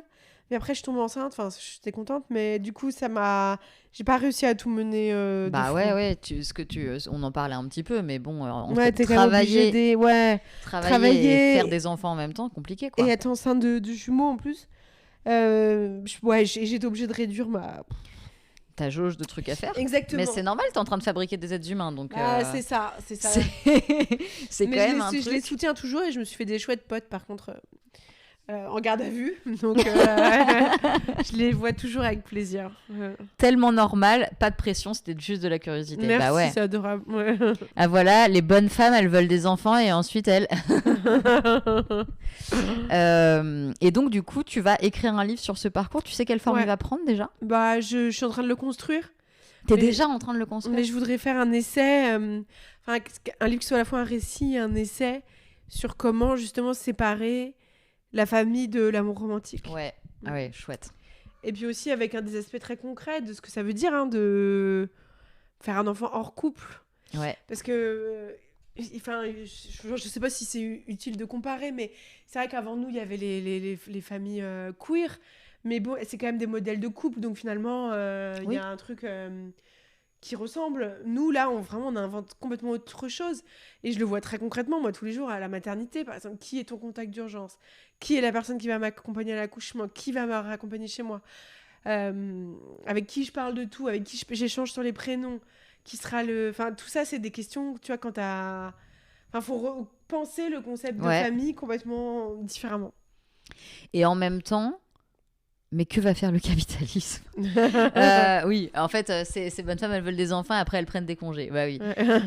Dans les familles queer, il n'y a pas que des modèles de couple. Oui, c'est vrai. Oui, mais d'ailleurs, il y a... Enfin, en fait, j'y ai pensé parce que j'avais à un moment donné, j'avais fait un appel à témoignages, justement quand j'avais fait une petite vidéo avec Aline, qui était encore enceinte à ce moment-là de 5 mois. Et je cherchais des cas qui dataient de bien avant. Ouais. Et en fait, j'avais eu plein de retours que j'ai pas exploité finalement, mais des retours dingues. Ah ouais ? Notamment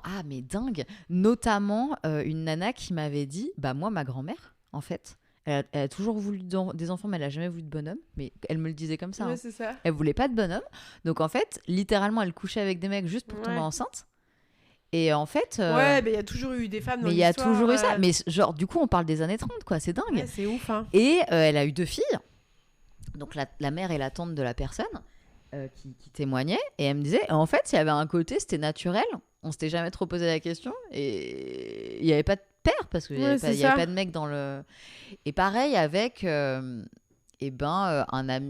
mec qui me disait bah moi c'est les mères de mon ami, mais à une époque où vraiment la PMA c'était pas possible et tout, donc en fait il y en avait une des deux qui avait couché avec un mec pour tomber enceinte pareil, ou même peut-être que c'était des inséminations artisanales, enfin voilà, qui racontaient des trucs mais en fait elles ont pas attendu la loi bah non, bien du sûr, du tout quoi.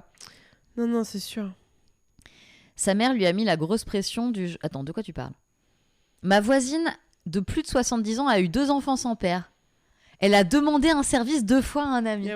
Je suis fan. Je suis fan. Sa mère lui a mis la grosse pression du genre tu vas jamais y arriver toute seule, tu vas te mettre dans la merde, tu fais pas ça. Bah ouais. Ah bon, mais le passé c'est censé être le bon vieux temps où les noirs, la LGBT et les femmes vindicatives n'existaient pas. Si on attend les lois, on attend longtemps. Mais exactement. Ah, j'adore la voisine de plus de 70 ans là. Demander un service, bah ouais, elle a eu raison, hein. Mais c'est-à-dire qu'elle a vraiment pas réfléchi en termes de normes, quoi. Elle s'est dit, je veux ça, j'y vais. Voilà, c'est ça. Je veux faire les choses, je les fais. Badass. Je fais ça à ma façon. Ouais. C'est hyper badass, quoi. Grave. Mais du coup, ouais, très intéressant, je trouve. Bah, moi, ça m'inspire beaucoup. Il y a de plus en plus de moments où je me dis, bah, j'ai très envie, c'est ce que j'aimais aussi dans Cosmo, parce que j'ai pas envie de renoncer forcément à l'amour ou quoi que ce soit, mais j'ai pas forcément envie que mon enfant soit élevé par un mec hétéro, ah quelle horreur, qui serait son père ou je sais pas quoi. Tu vois, j'ai un peu ce truc de, moi ça me paraît totalement possible de faire un enfant sans père, enfin hors couple, tout en étant en couple. Ouais, je vois ce que tu veux dire, ouais, que ce soit pas forcément lié, quoi. Ouais, et j'ai l'impression que je trouverais ça chouette. Bon, c'est là où j'en suis à chaque fois. Et tu rembourses comment le service? Une pizza pepperoni, j'avoue. C'est clair. Putain, c'est drôle quand même. Bon, et alors attends, j'avais encore une autre question. Ah oui, moi il y a un truc qui m'a marqué aussi dans ton parcours, c'est comme t'as fait pas mal de choses qui ont buzzé en fait. Elles ont été adaptées. Ton livre a été adapté en docu, ton podcast a été adapté en livre. Comment ça fonctionne ça? Est-ce que c'est des choses que tu appelles de tes vœux, que tu cherches à faire, qui viennent tout seuls c'est pas mal, ça permet de gagner un peu plus d'argent en vendant les droits. Mais après, l'adaptation documentaire de L'amour sous algorithme, c'est vraiment un film d'une Oui, tu l'as pas aimé. médiocre, quoi. C'est vraiment de la haute trahison. Donc, faut se méfier aussi de qui adapte quoi. Miss Paddle, il y a un projet d'adaptation en fiction. Ah oui, c'est vrai. Je pense que, ouais, là, du coup, j'ai dit... Enfin, j'ai mieux choisi la réal et je pense que je voudrais même pas le regarder, en fait. Parce que Ah ouais? quand c'est ton truc à toi, que t'as construit avec finesse, que t'as pesé les mots, les machins, puis qu'après, quelqu'un arrive et puis met ses grosses pattes dedans, même si cette personne a du talent, je pense que tu te sens un peu trahi. Même quand t'es co-autrice, enfin ça t'a pas tu t'es pas dit j'ai envie ok mais je veux être co-autrice. Non, parce qu'en fait dans le monde de l'audiovisuel, être co-auteur ça veut rien dire. Ouais. Soit t'es co-réal, soit tu te casses quoi. Ouais. Enfin co-auteur t'as aucun pouvoir, t'es juste employé du réal. Donc j'étais co-autrice sur l'adaptation en documentaire de L'amour sous algorithme, mais co-autrice d'un docu en fait. On a écrit un séquencier, mais la façon avec laquelle il l'a mené, il n'y a eu aucune finesse, c'était extrêmement sexiste, extrêmement dévalorisant pour moi. Et il a beau avoir suivi le séquencier, en fait, il y a un monde entre un séquencier et un film. Et après, il ne voulait pas que je le voie, j'ai dû me battre pour le voir auprès de la prod. Enfin, ça a été tellement douloureux, ça. Et c'est vraiment une occasion manquée de dingue, parce que L'amour sous alcool, même s'il a bien marché, bon, tu t'en vends 20 000 exemplaires. Ce film, il y a 200 000 personnes qui l'ont vu. Et c'était de la daube. Ouais. De la daube intégrale. Et ça, c'est... voilà. Ishnak dit qu'Eve Adams va jouer Judith. Trop bien. Vous m'épuisez. La manif pour tous va débarquer chez Marinette pour lui apprendre comment on ne ment pas aux enfants. Enfin, voilà, c'est ça. J'adore. Vous vous calmez, oui. Non mais ouais, je sais que t'avais pas du tout aimé ce film. Et par exemple, le livre de Miss Paddle, c'est toi qui l'as fait ? Non, en fait, le livre de Miss Paddle, je l'avais accepté de le faire parce que ça me faisait un peu d'argent sans rien faire. mais avec du recul, je pense que c'était pas super de le faire parce que... Je sais pas comment il est foutu. Il est illustré, il est beau, hein, mais... C'est aussi que par épisode. Ouais, okay. C'est le verbatim en gros. Ah, c'est le verbatim. Mais okay. je trouve que, en fait, soit faut réécrire quelque chose, soit faut proposer vraiment autre chose. Mais là, du coup, vendre un truc que tu peux trouver gratuit, enfin... Ouais, mais c'est une expérience, je suis contente de l'avoir fait, mais je saurais maintenant qu'il faut pas faire comme ça. Ok. Bon, ça, tu ressens moins le côté... Enfin, pas le côté trahison, mais c'est... Pas du tout, non. Et c'est quelque chose que tu trouves intéressant. Moi, c'est un truc auquel je pense, j'aimerais bien notamment faire traquer en BD. Et je me dis, est-ce que c'est intéressant de pousser une œuvre, de la faire changer de format, ou est-ce que toi, tu as envie de la mettre derrière toi et puis pas forcément y penser ? Moi, personnellement, ça me saoule de réécrire un truc que j'ai déjà écrit. Ouais. Je préfère, si quelqu'un a envie de l'adapter, céder les clés, prendre la thune et ciao, quoi. Et puis on se revoit à jamais. Voilà. Après, un livre, ça peut être offert à quelqu'un, même si le podcast... Oui, bah d'accord, mais bon, il faut quand même que quelqu'un l'achète. Mais bon, de toute façon, tant que c'est fidèle, ça reste le plus important. Mais effectivement, je comprends le côté adaptation. Ok, bon bah écoute, est-ce que vous avez des questions, les amis ? Parce que là, il est 48. J'avoue, je commence à fatiguer, les amis. Ouais, je comprends. Ça me tire un peu dans le bidon, je vais aller me faire un gros dodo. Mais s'il y a des questions, Marinette, tu as un site où on peut trouver son travail. Je suis abonnée partout, mais je passe à côté de tout. Bah comment tu passes à côté de tout si t'es abonnée partout ? C'est bizarre. Normalement, ça devrait suffire. Non, j'ai pas de site, mais j'ai mon link. Sur Insta, venez sur Insta. Ouais, sur Insta, je raconte quand même la plupart des trucs, quoi. Hein. Non, mais on va pas faire attendre une femme enceinte. Mais c'est pour ça, vous avez 10 minutes top chrono. Voilà. Vous avez 10 minutes top chrono, mais on avait dit qu'on durait 2 heures. Ouais, on a tenu parfait les 10 heures. Nickel, merci. Bah non, mais attends, normal. Mais c'était super intéressant. J'arrête pas d'avoir des rototos avec la grossesse, je suis désolée. Bah non, mais c'est normal. C'est pas très glamour, la grossesse. Si vous voulez suivre les aventures de Judith, vous allez sur Instagram. Ouais. Venez avec plaisir. Là, en ce moment, c'est Judith, Jason, Merveille et Trésor. C'est ça. Jason, qui est le petit chien de Judith, qui est un amour. Qui est vraiment absolument adorable. Il y a évidemment tout ce qui se fait chez Binge. Et puis, vous pouvez retrouver... Réagit très mal sous pression. Mais de quoi tu parles ? Ah oui. au chocolat ou chocolatine. Pas de questions pour moi, c'était intéressant. Moi, très bon. Des on ne peut plus rien dire à venir. Bah oui. Ouais, il y en a un. Bah justement, faire famille autrement avec Gabriel Richard. Le prochain qui sort, c'est sur la grossophobie dans la PMA, justement. Ah. Ouais. Et, Ah ouais, donc carrément un épisode dessus, c'est quoi. ça, et un self-care ta mère sur politiser le bien-être. Tout ça dans les prochaines semaines. Et B. Ouais. Ah ouais, politiser le bien-être, c'est bien. C'est Trop important. intéressant. Ouais, le bouquin avec Camille Test qui a fait un livre qui est Et bah, incroyable. donc, le fameux dont vous parliez plus tôt, C'est là. ça, Comment il exactement. s'appelle ? Politiser le bien-être, justement. Ah, ok, d'accord. Pas de question. La même question que je pose à mes amis. Est-ce que tu as trouvé des prénoms ? Mais peut-être que tu n'as pas envie d'en Je parler. vais pas les dire tout de suite. Voilà. Mais leur surnom, c'est Merveille et Trésor. Ouais. On va se régaler. Voilà, vous avez... Waouh, bravo. Ouais, non, mais c'est vrai que tu as une production... Franchement, tu charbonnes, quoi. C'est assez impressionnant. Bah ouais, c'est vrai. Mais oui, c'est vrai. Et ouais, carrément. Ouais. Merci à vous, les amis. Merci beaucoup. Bon, bah écoutez, si c'est bon, on va raccrocher. C'était chouette d'être avec vous. Merci beaucoup, Judith. Merci, Marine. C'était trop un cool. plaisir. Et puis, et bah, comme d'habitude, on se retrouvera la semaine prochaine. Cette fois-ci, on parlera du travail de Cerise. Oui, mais est-ce que Judith rapporte beaucoup au capitalisme ? Tu te calmes. T'es surexcitée, Ishnak, ce soir. C'est terrible. Le midi, comme d'habitude, revue de presse. Et puis, comme d'habitude, tout ça arrive sur la chaîne YouTube des replays. Donc, vous pouvez tout regarder. Tu pourrais inviter l'autrice de Vieille Branche. C'est Aude Loriot, l'autrice de Vieille Branche. Je sais pas. Vieille Branche, le podcast. Si je me connais trompe pas. pas, c'est Ça a Aude l'air bien. Loriot, mais C'est ça un fait bon longtemps que ça n'existe plus, Vieille Branche. C'était chez Nouvelles Écoutes, je crois. C'est ça, hein ? Oui, le podcast. Eh ben, pourquoi pas. Mais mollo, les amis, le planning, il est déjà plein jusqu'à l'été, là. Mais vous pourrez faire vos suggestions pour... J'ai pas pu participer, mais merci encore pour l'interview. Mais merci à vous. Attention, je me glisse comme ça pour vous dire au revoir.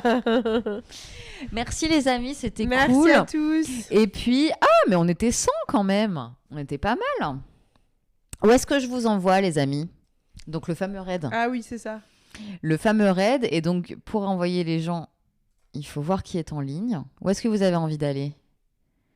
Quand tu veux, ce qui te fait plaisir, c'est toi la chef. Bah, c'est bien aimable. Fais-leur faire un truc d'art plastique, là, ou du dessin, des loisirs créatifs. Ah, alors, vous voulez aller chez quelqu'un qui fait du loisir créatif ? Putain, j'ai qui fait du loisir créatif ? Tu sais que moi, Allez faire de la peinture, là. c'est pas les gens que je suis le plus. Non, pardon, c'était une blague. Hein, c'est pas On est... obligé. Non, mais attends, ça existe. Ça existe et je relève le défi. Hein. C'est sûr que ça existe. C'est qui Coxinou ? Coxinou fait quoi ? Bonus, pourquoi en Russie ? Bon, bah non. Ok, clairement pas. Il y a Marinette Perrin qui interviewe une journal up. Merci bien, je suis au courant. Vite, des arts créatifs. Attends. Moi, je vais vous envoyer n'importe quoi et ça, n'importe où, ça va être terrible. Vous allez tomber sur une personne à droite et ça sera pas fait exprès. Vite. Oh. Montre-moi la catégorie loisirs créatifs. Oh, mais les amis, j'ai pas. Hein. Y a pas. Bah, je trouve pas, en tout cas. Bah, tant pis. Hein. J'ai plein de suggestions de rubriques artistiques. Bah, vas-y, hésite pas. Mais il faut que ce soit quelqu'un qui est en live. Oh non, je sais où je vous envoie. Je vous envoie chez... Je peux vous envoyer chez Kitten Clubhouse. Regarde ce que c'est. Ah, trop bien. Je vous envoie chez Kitten Clubhouse. Ça me fait trop plaisir. C'est pour moi. Sinon, il y a un zoo qui monte des webcams de l'autre. Oui, je connais. Mais là, je vous envoie chez des webcams de chatons, d'accord ? Ça fait longtemps que je vous ai pas envoyé là-bas, en plus. Amusez-vous bien. Oh, ils sont en train de jouer dans le petit tunnel. Je meurs d'amour. Je vous fais des gros bisous, les amis. C'était très chouette. Merci encore pour votre présence. Et puis, eh bien, on se retrouve la semaine prochaine, à midi. Marine Mama Rescue. La semaine prochaine à midi et à 21h pour parler avec Cerise.